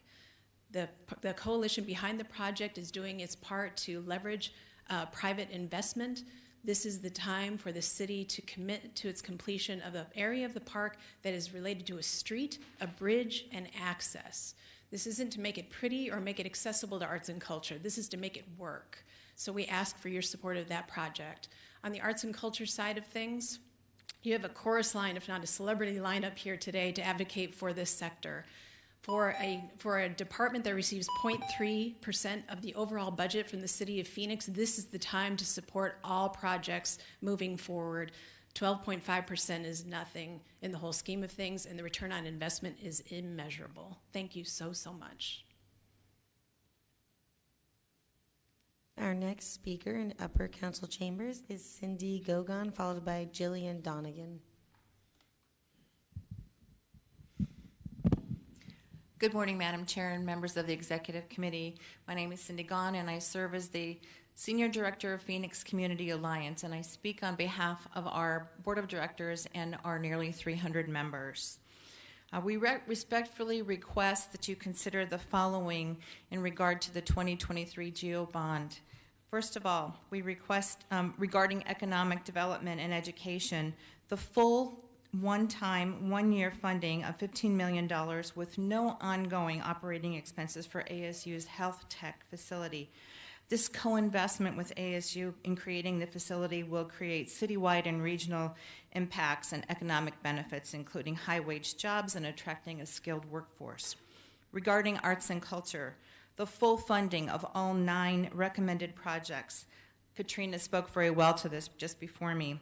All of the projects house organizations that are vital to the nature of our growing city and our creative city. We also request the full funding of the Hance Park project because it is a regional park and it is something that everybody, not just the City of Phoenix residents, but folks around the world enjoy. Thank you. Our next speaker in Upper Council Chambers is Jillian Donegan, followed by Larry Lazarus. Good morning, Madam Chair and members of the Executive Committee. My name is Jillian Donegan, and serving as the Vice President of the Garment League, I'm honored to be in this position to speak on behalf of the organization, as well as a very talented community of creatives and Arizona residents in need of support for their specialized work and interests. We urge city leadership to take an active role in acknowledging the overall significance of the fashion industry and its connection to fostering growth for the city of Phoenix specifically, so that fashion can be a priority too. The pandemic has forced fashion companies to reshape their business models, presentations, marketing, and manufacturing. As a nonprofit organization, we have stepped in to offer continued fashion education, event programming, and support of small businesses to boost not only Arizona's fashion industry, but also Arizona's healthcare, music, sports, tourism, technology, and entertainment industries, which are all assets that allows the city of Phoenix to build upon its competitive advantages. In closing, fashion matters not only because it is a form of artistic expression and an essential need for basic warmth and protection, but fashion can spread powerful ideas and statements, some strong enough to timestamp our history and some to become a part of our future. Thank you for your time. Our next speaker in Upper Council Chambers is Larry Lazarus, followed by Laura Earle. Good morning, Madam Chair, members of the committee. I am co-chair of the Phoenix Community Alliance Hance Park Committee, charged with securing private funds in order to have in this co-partnership with the City of Phoenix and build Hance Park. This is a park for both tourists as well as local neighbors. Cultural institutions that exist around the park today will be integrated with the park itself. The population increases that have occurred since the year 2000 will enable more and more people around the park to access it. The light rail is very close to the park, and therefore other people within the community will have equitable access from all walks of life and other areas of the city. The park will also be an economic driver, i.e. what's going on with the Super Bowl fan experience in 2023 that is nationwide. The park is an iconic park. Most communities, most cities have iconic parks. This will put us on par with those particular cities. It is truly a public-private partnership, and what you do here will enable us to secure more private funds. Thank you very much. Our next speaker in Upper Council Chambers is Laura Earle, followed by Oscar de las Salas. Good morning. My name is Laura Earle, and I live near 99th Avenue and Laura Buckeye. And I have lived at this location for the last 13 years. When we moved in, we heard that the Estrella Civic Space was planned to be at this location, and we have been anticipating it for a long time and are eager for the plan to move forward. I feel that this park will help to beautify the area as well as bring opportunities for the community to come together. When we first moved here, we had 3 children, and several moms and I would drive quite far to get to other parks since we didn't have one in our area. Now I have 6 children and know I would use this park regularly, and I can confidently say that I know dozens of other moms in the area that talk about this project and want it to happen. In addition to being a mother, I'm also a leader of a youth group at my church. I know that not just families with young children will benefit from this, but also youth. I ask you to please include Estrella Civic Space in the bond. Thank you. Our next speaker in Upper Council Chambers is Oscar de las Salas, followed by Mark Metis. Good morning, Madam Chair. Good morning, Executive Committee and subcommittees. I'm speaking on my behalf as a citizen, not on behalf of the firm that I represent. I just wanted to speak personally about the importance of the Wall of Arts in our city. 23 years ago, I came to this city looking for the future and my American dream. 23 years later, my face is in the front of this community as a leader in the world of arts. Myself and my husband, we support many of the cultural institutions that you guys, or the committee has to make decisions about today, in the upcoming days. So I make a motion, and I would love for you to recommend, I actually recommend to all of you, to please support the Wall of Arts. It's not only an incredible booster, financially and economically, to the city, but it's also the soul of the city. It represents who we are, and it's actually a portrait of who we are as citizens. Now, to close all this up, the World of Arts has to have a place, and those places are our parks, as well as Margaret Hans T. Park and Estrella Park. So I appreciate moving forward these 2 subjects. Thank you. Our next speaker in Upper Council Chambers is Mark Metis, followed by Lisa Perez. Good morning. My name is Mark Metis. I'm president and CEO of the Herberger Theater Center. With the utmost respect for all the projects being considered, I urge you to think about the impact of arts and culture on the lives in our community, and to consider funding the total recommendation for arts and culture from the Arts and Culture Subcommittee. Included in this recommendation is just over $3 million for replacing the obsolete sound system and lighting instruments at the Herberger Theater Center. This equipment has been well used over the last 20 plus years, with over 12,000 events attended by 2.6 million people from all ages from throughout our great city. But this equipment has far exceeded its projected lifespan. We need to act now to avoid further performance impacts and rentals that create burdens for nonprofit arts organizations from throughout our community. Furthermore, replacing the 600 plus lighting fixtures will create energy savings, reducing costs for the city. This project and all the arts and culture projects are a good investment of these bond funds. Thank you for your time. Our next speaker in Upper Council Chambers is Lisa Perez, followed by Sean King.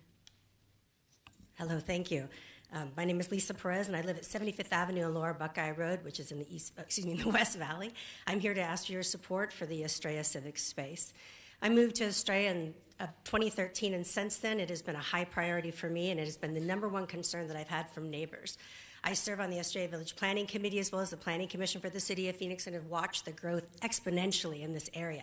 The problem is we don't have any community amenities. It is something that is well needed, and is not just a nicety. It would be literally a quality of life game changer to the families, the students, residents, retirees, etc. in the area, and it is much needed. It's pretty depressing to walk by this or drive by this 93-acre parcel that sits empty and is not utilized. It has a domino effect on that. And the last thing I'd like to say to you is, with all due respect to all the venues, the facilities, the programs that everybody has spent their time fighting for, this park doesn't have a conservancy, doesn't have a way to do a capital fund, doesn't have a board of directors to help guide the funding for this. We need this funding, and we ask for your serious consideration. Thank you very much. Our next speaker in Upper Council Chambers is Sean King, followed by Hope Ozair. Hi, thank you to Madam Chair Harper and Subcommittee Chairwoman Preuss. My name is Sean King, the Director of Production with the Phoenix Symphony. We're grateful for the opportunity to express our support for the project at Symphony Hall. I'm here today to support the venue improvements for the city-owned and operated venue, Symphony Hall. For 50 years, the Phoenix Symphony has called Symphony Hall our downtown home. The rental costs of the facility, we know, barely scratch the surface for the costs necessary to maintain the hall. However, the bond will fund improvements that will assist both the Symphony's aging audience and the new audiences that we hope to attract. Such improvements, such as the enhanced listening devices, upgraded monitors, and simulcast video equipment for the lobby, as well as acoustical treatments, will allow the patrons in every seat to hear spoken word and vocal performances with improved clarity. Recent renovations of comparable theaters in the U.S. show the level of corporate and community investment necessary to maintain an orchestra and users of their halls at a world-class level. The Phoenix Symphony is a major symphony orchestra in the nation's 5th largest city, and the money we request for the hall would help demonstrate the value these organizations serve in the community. Thank you for your time. Our next speaker in Upper Council Chambers is Hope Ozair, followed by Masavi Perea. Good morning, Madam Chair and members of the Executive Committee. As was just said, I'm Hope Ozair, and I'm the founder of the Board of Valley Youth Theater.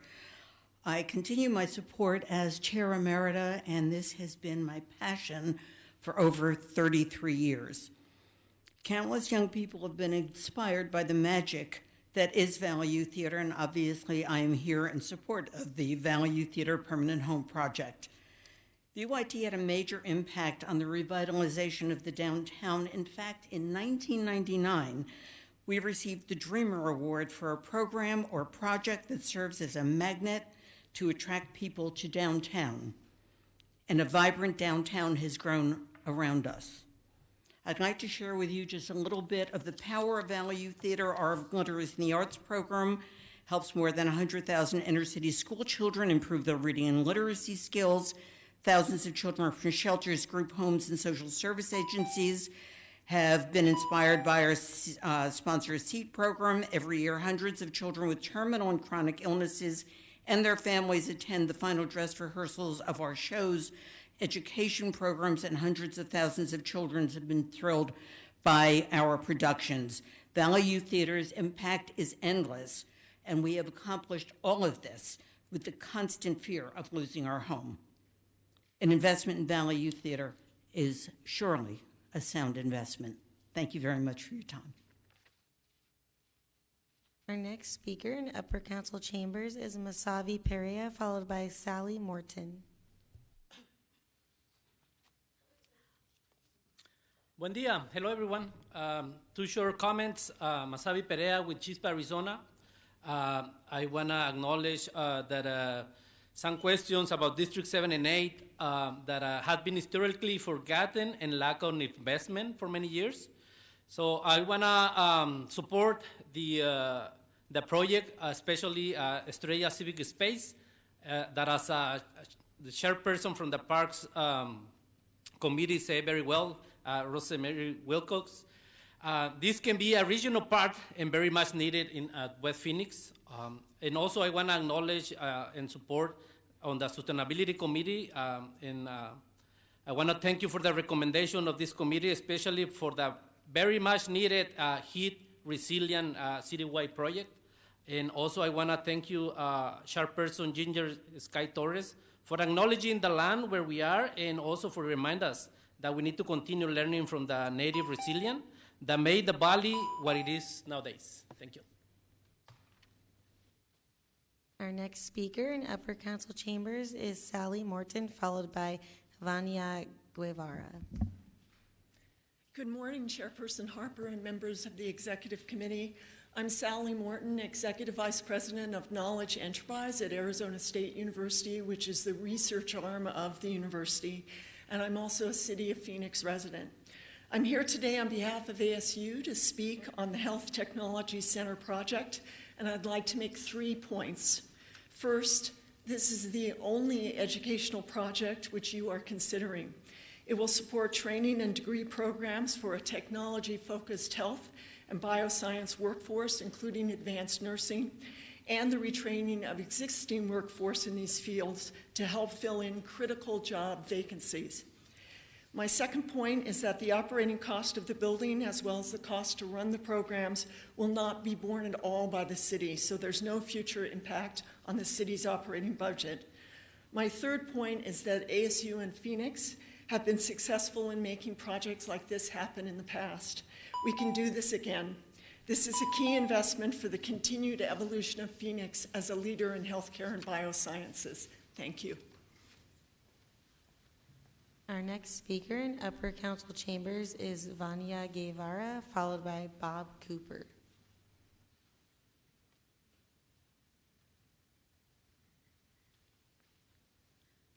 Yekpinla, buen día. I'm Vania Guevara, proudly representing the members of Chispa, Arizona. We're an environmental justice organization here in Phoenix.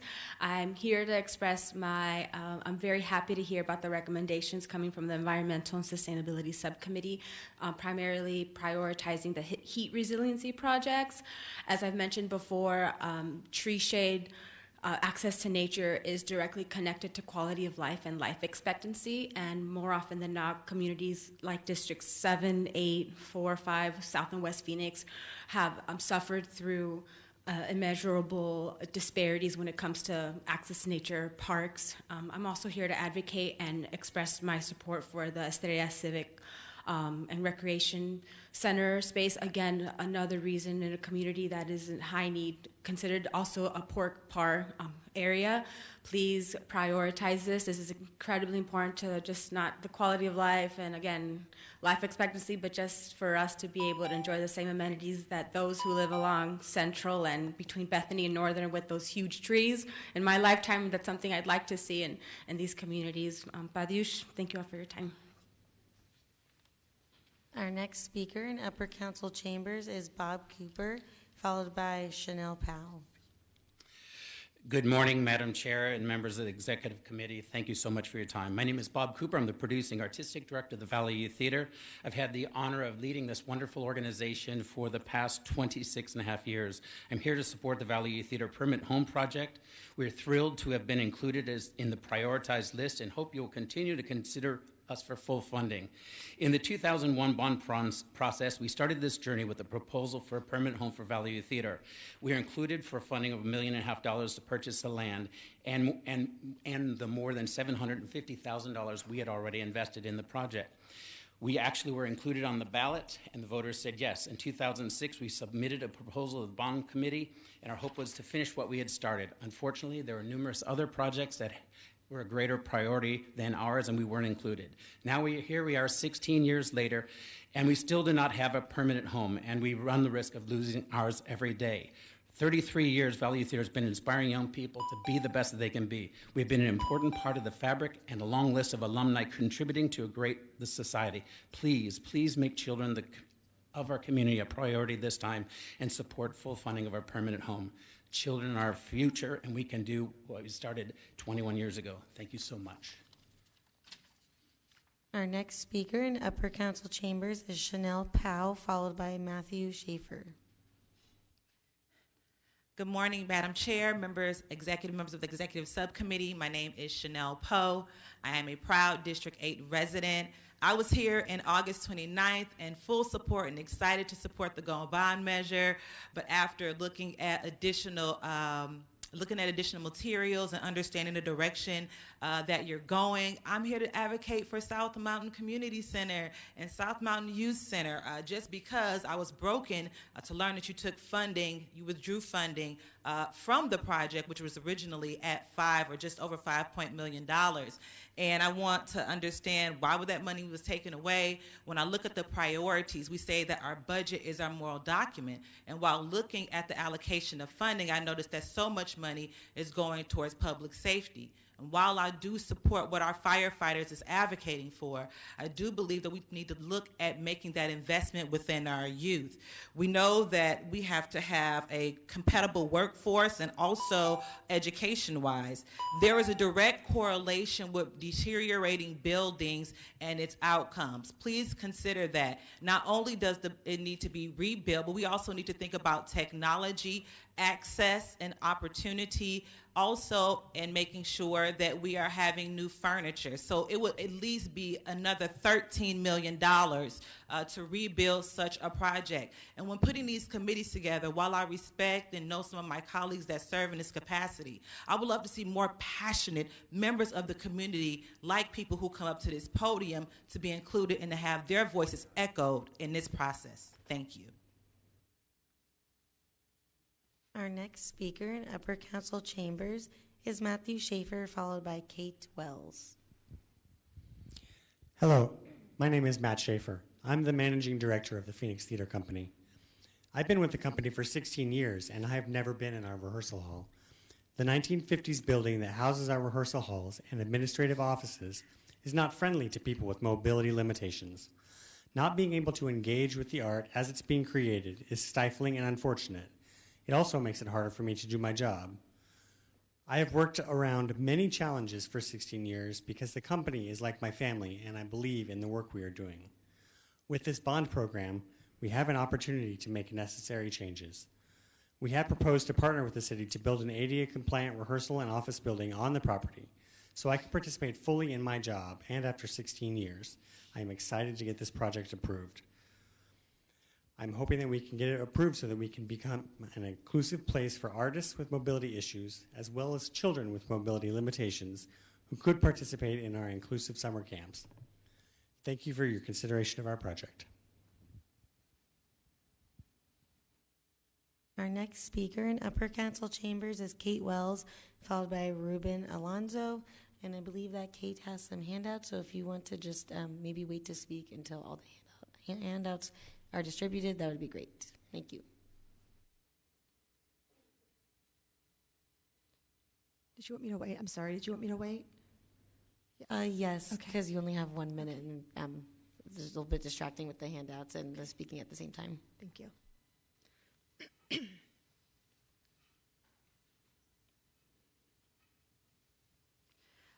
Good morning. My name is Kate Wells, and I'm the CEO of the Children's Museum of Phoenix. Being handed out to you is a supplement with additional information about the Children's Museum, including our history with a 2001 bond, the purchase and partial renovation of our home at the historic Monroe School, and why this project is both urgent and impactful. Like the library request in last week's meeting, the initial recommendation from the city staff has changed as more information has become available, and also because of the challenges that come with renovating a 110-year-old building with commingled structural HVAC, electrical, plumbing, and egress issues. This renovation will allow the museum to overcome our challenges of being at or above capacity 7 to 9 months of the year, and will allow us to serve an additional 150,000 children a year, bringing our total to over 500,000 children a year. The museum has a stellar track record in serving our diverse community, including residents from every single city council district and beyond. We have proven we can manage large, complex construction projects and turn money into magic. Our leadership team is solid, experienced, and has successfully navigated other major capital projects, and all of this on top of running the day-to-day operations of one of the most loved arts organizations in the state. Thanks for your consideration. Our next speaker in Upper Council Chambers is Ruben Alonzo, followed by Michael Bernard. Good morning. My name is Ruben Alonzo. I'm with ASU's Office of Government and Community Engagement. I'm here to speak on behalf of the ASU Health Technology Center. As some of the points that Dr. Morton made, obviously we have a proven track record of success here in Phoenix. I would have, if this one-time contribution would mean that there would be no ongoing cost for the city. And also, it is really the only education item coming out of any of the committees, specifically, especially the Education Economic Development Subcommittee. I would say it's the perfect marriage of both economic development and education. So while we would we would be hopeful and would love full funding of 15 million. We do respect the chairman's recommendation of 12 million. I would say that any further reduction in that would make the project challenging, but we hope that you would certainly fund the project at least at the 12 million, and if not, the full 15 million. Thank you very much.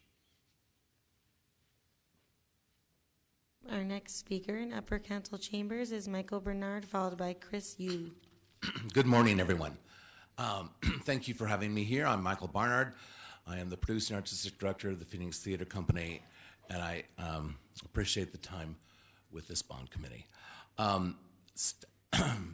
Staff, artists, designers, children, the elderly, body-compromised individuals deserve a place to be inclusive when they are wishing and desperately would like to be a part and participate in the arts. We do not have an inclusive area backstage. We are ADA compromised considerably. Our summer camps that include autistic children, Down syndrome, ADHD, neurological and emotional challenges, we can handle, but we can't handle ADA individual or mobility accessible individuals. We would love to be inclusive. It's a obligation to have in our city buildings, and we are just asking to update our facility in that regard. Thank you. Our next speaker in Upper Council Chambers is Chris Yu, followed by Betsy Furman. Good morning, and thank you for the opportunity to comment. I'm CEO of Yu & Company Accelerators and a general partner in Accelerant Ventures, a new venture firm investing in healthcare technologies here in Phoenix in Arizona. I've been a serial entrepreneur for 15 years and have now decided to help other entrepreneurs grow here in Arizona. And I respectfully urge the executive committee to support the Arizona Health Technology Center as a next step to accelerate growth for this startup ecosystem. An example of the exciting things coming down the pike, as all of us know, telemedicine has been a big component of solving some of the pandemic issues in healthcare. Our local companies, however, have led the way in telemedicine, but need support to compete with cities like San Francisco and Boston. Our startups will get that support from the center, and I encourage this committee to support the Arizona State University Health Technology Center. Thank you. Our next speaker in Upper Council Chambers is Betsy Furman, followed by Marian Tadanoshi. Good morning. My name is Betsy Furman. I'm the COO at the Children's Museum of Phoenix. As a COO, I oversee the operations of the museum, and I see day in and day out the impact the museum has on all of the young children in our community. As my team welcomes over 40,000 children who come on field trips to the museum each year, I know as a former educator myself what a tremendous resource the museum is for the children and educators throughout our state. Children and families visit from every single council in our city, and our visitors from all over the country because of our world-class reputation the museum has as well. The diversity of our children and families that make up over the 350,000 plus visitors a year look like the United Nations. Everyone sees themselves represented at the museum, and everyone is welcome. Our impact on the young children in our community is massive, but because we haven't renovated our space, we're often above capacity. We have lines around the building regularly on our first free Friday nights, and have to cap our field trips often in the spring because of the demand. As this committee considers many important and valuable funding needs, we hope you'll remember the investment in the Children's Museum of Phoenix, a legacy investment to our children and the future of our city for generations to come. Thank you. Our next speaker in Upper Council Chambers is Marian Tadanoshi, followed by Grace O'Sullivan. Good morning. My name is Marian Tadanoshi. I'm a retired vice president of student affairs at Academic Affairs at Phoenix College. I'm here as an advocate for the Holocaust and Human Rights Center. The center will be a critical educational and cultural resource for students, teachers, adults, and the community at large. We want to teach about the Holocaust, about the hatred, about the racism that was involved. I know about racism and hatred. I was a 4-year-old victim of it, being detained. Department of Justice, Enemy Detention Center in Crystal City, Texas, with barbed wires and tall towers with the military guns facing me. Please support our Heritage and Civil Rights Center. Thank you. Our next speaker in Upper Council Chambers is Grace O'Sullivan, followed by Werner Selinger. Good morning, Madam Chair and members of the Executive Committee. It's really great to see you all. My name is Grace O'Sullivan, and I'm the Vice President for Corporate Engagement and Economic Development at Arizona State University. I am urging the Executive Committee to consider the $15 million request for the ASU Health Technology Center. This center will further Phoenix's reputation as a global leader for microelectronics and healthcare. As Director Mackey said, it will provide the critical workforce and infrastructure to support this booming ecosystem. According to a Rounds Consulting analysis on this project, the ongoing benefits from the center will contribute to over $864 million of annual economic activity throughout the life of the project and by the 10th year of operations. So thank you, and we encourage the Executive Committee to consider the $15 million request. Thank you. Our next speaker in Upper Council Chambers is Werner Selinger, followed by Rafael Fonseca. Morning, Madam Speaker, committee members. I'm Werner Salinger, born in Berlin, Germany in April 1932, 10 months before Adolf Hitler came to power. I'm a member now of the Arizona Jewish Historical Society and passionately supporting the building of our Center for the Study of the Holocaust and Human Rights. Phoenix is the 5th largest city in the United States, 5th largest city. It's the only one of the 5 cities that does not have any Center for the Study of the Holocaust or other human rights violations. I went back to Germany in 1951 wearing United States Air Force blue. Spent 3.5 years there at the very height of the Cold War. Met and married the daughter of a Nazi soldier. 70 years later, we're still married. I'm frequently asked when I speak in area schools here in the Phoenix area how I related to my father-in-law. And I always said, he loved me and I loved him. Let's get this done. Thank you. Our next speaker in Upper Council Chambers is Rafael Fonseca, followed by Rabbi Jeffrey Shesnall. Good morning, Madam Chair, members of the Executive Committee. My name is Rafael Fonseca. I'm the Chief Innovation Officer at Mayo Clinic, and I'm here to support ASU requests for the Health Technology Center. Mayo Clinic and ASU have partnered for over 20 years in what we call the Alliance for Healthcare, and we have identified each other as key partners for biomedical research and life sciences. Mayo Clinic is committed to Arizona, and we have decided to invest. So by 2024, we will have doubled our clinical footprint. And we just recently acquired 230 acres that surround our North Hospital. Together, we believe that Phoenix is poised to become the next hub for biotechnology research and development. And this will be good not only because of the intrinsic value of innovation and also because of its role in education, but also because of its economic impact with the creation of high-paying jobs. So together, we can't wait for the next bond election and ask respectfully for your support in the funding of this proposal. Thank you. Our next speaker in Upper Council Chambers is Rabbi Jeffrey Shesnall, followed by Sandra Bassett. Madam Chair and members of the committee,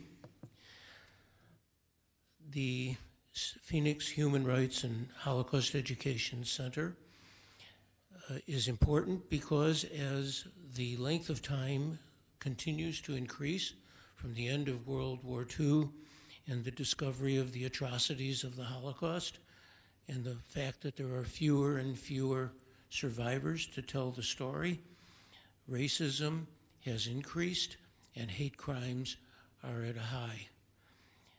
The education centers reverse that trend because it gives young people the understanding that they otherwise would not be able to have.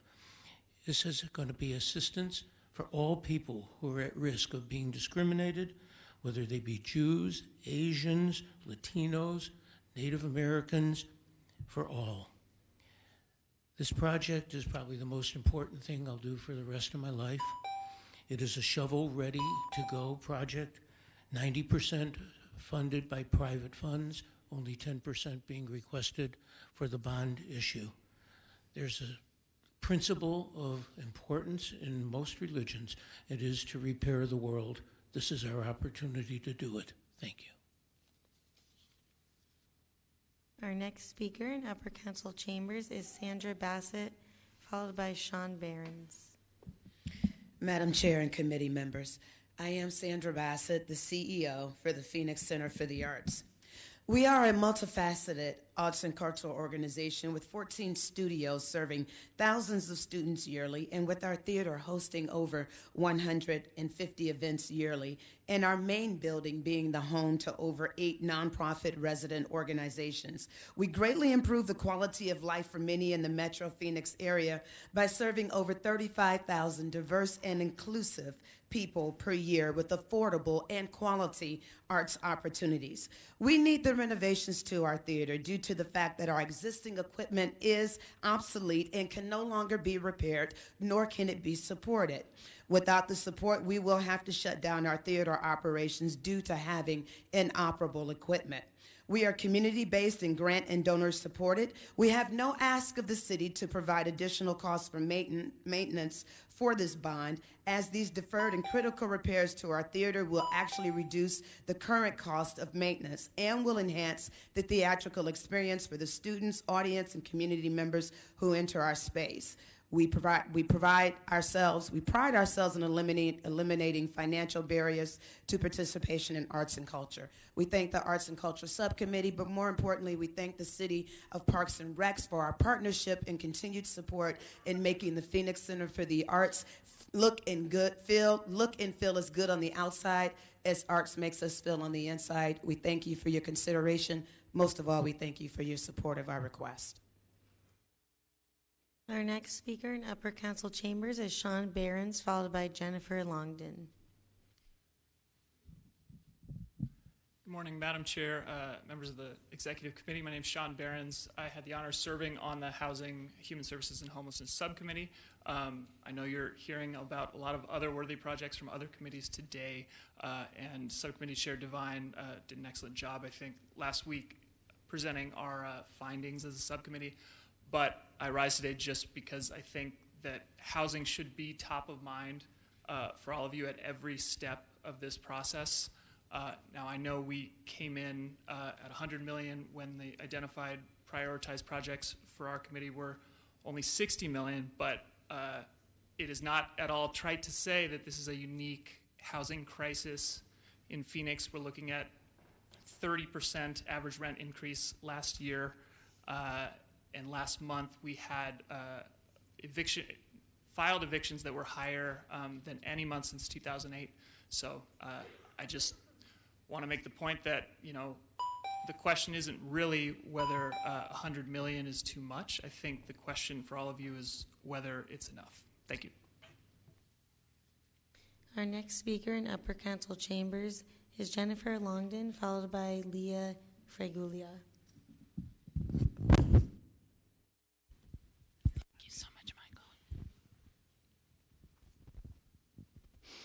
Good morning, Madam Chair and members of the committee. My name is Jennifer Longden. I live in City District 4, and I'm also a state representative representing the current legislative District 24, which will be the new 5 starting in January. There are many incredible arts projects, and I certainly support them all. But I'm here today to speak in favor of the Phoenix Theater Company project.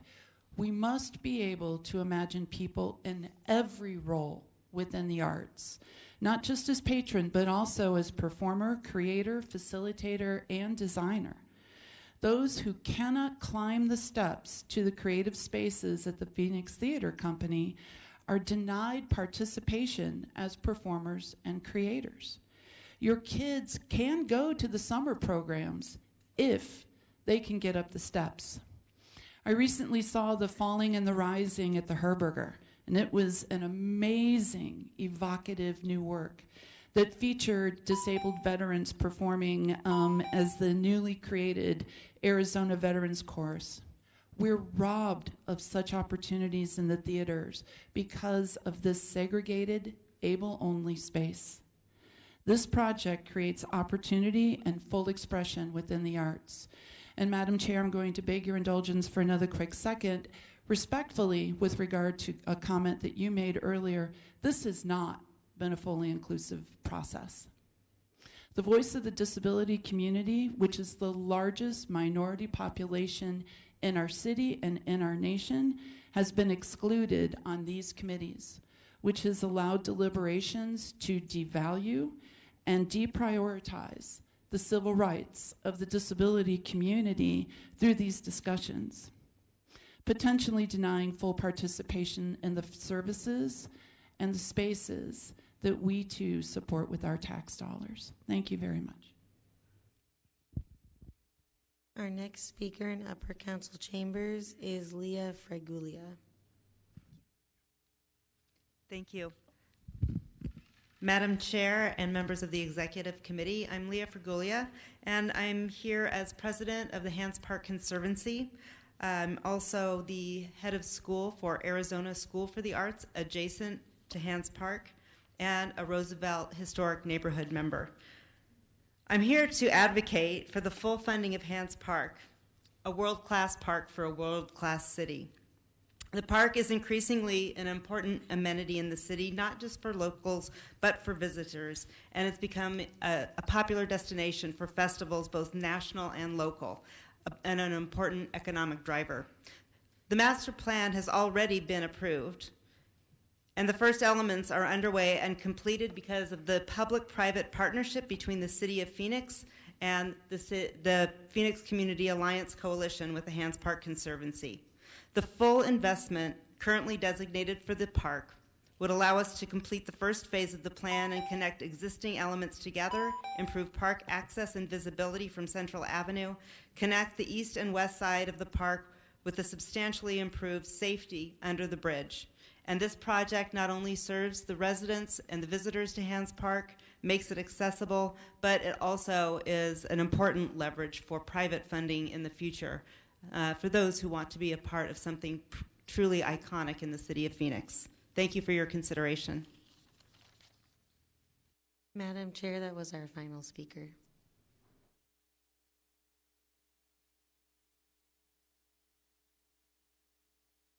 This now does conclude our public comment period, and I want to thank all of you who participated today. As a reminder, our task is to evaluate proposed projects representing the city's highest priority needs, totaling $500 million for the City Council's consideration. The reports presented today and also at our last meeting are the starting point for formulating our recommendations to the City Council, and we plan to begin that deliberation at our next meeting. Subcommittee recommendations exceed our total funding by $217 million. I also think it is important that we acknowledge some public testimony that has advocated for projects that are not captured in the subcommittee's recommendations.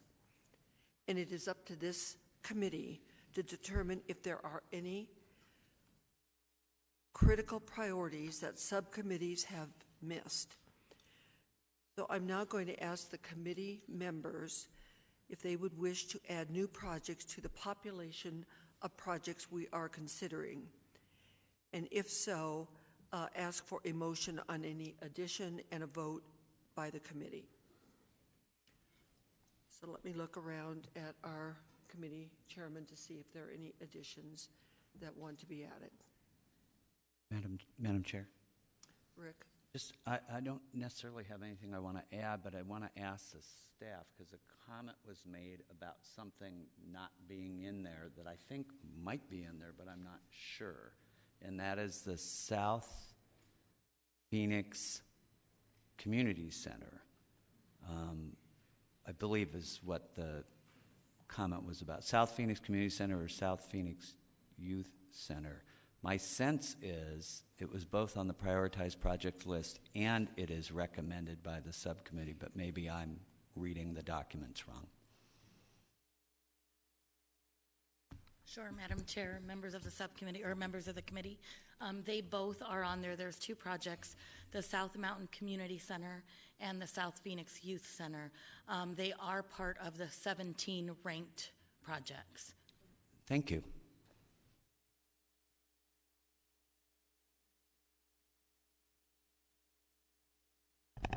Thank you, Madam Chair and members of the Executive Committee.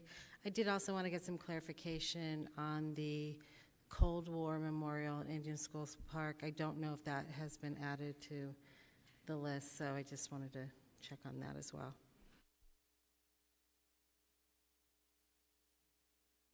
Where'd it come?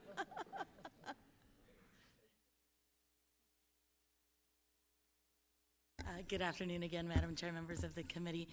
That project, information on that project was presented or requested to be presented by the Parks and Recreation Subcommittee.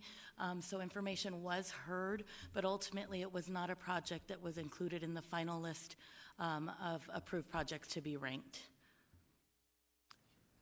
Thank you. Yes.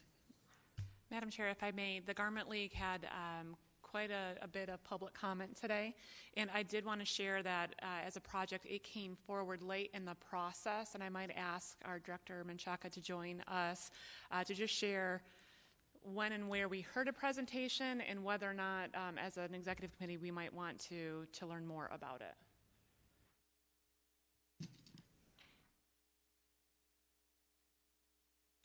Madam Chair, members of the committee, the Garment League did make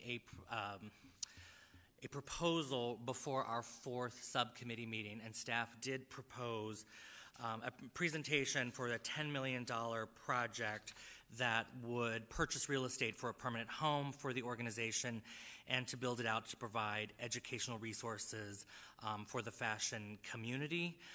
The presentation was presented, however, the subcommittee did not have clarifying questions for it, but we did invite the Garment League today to do their public comment to make the case today for you.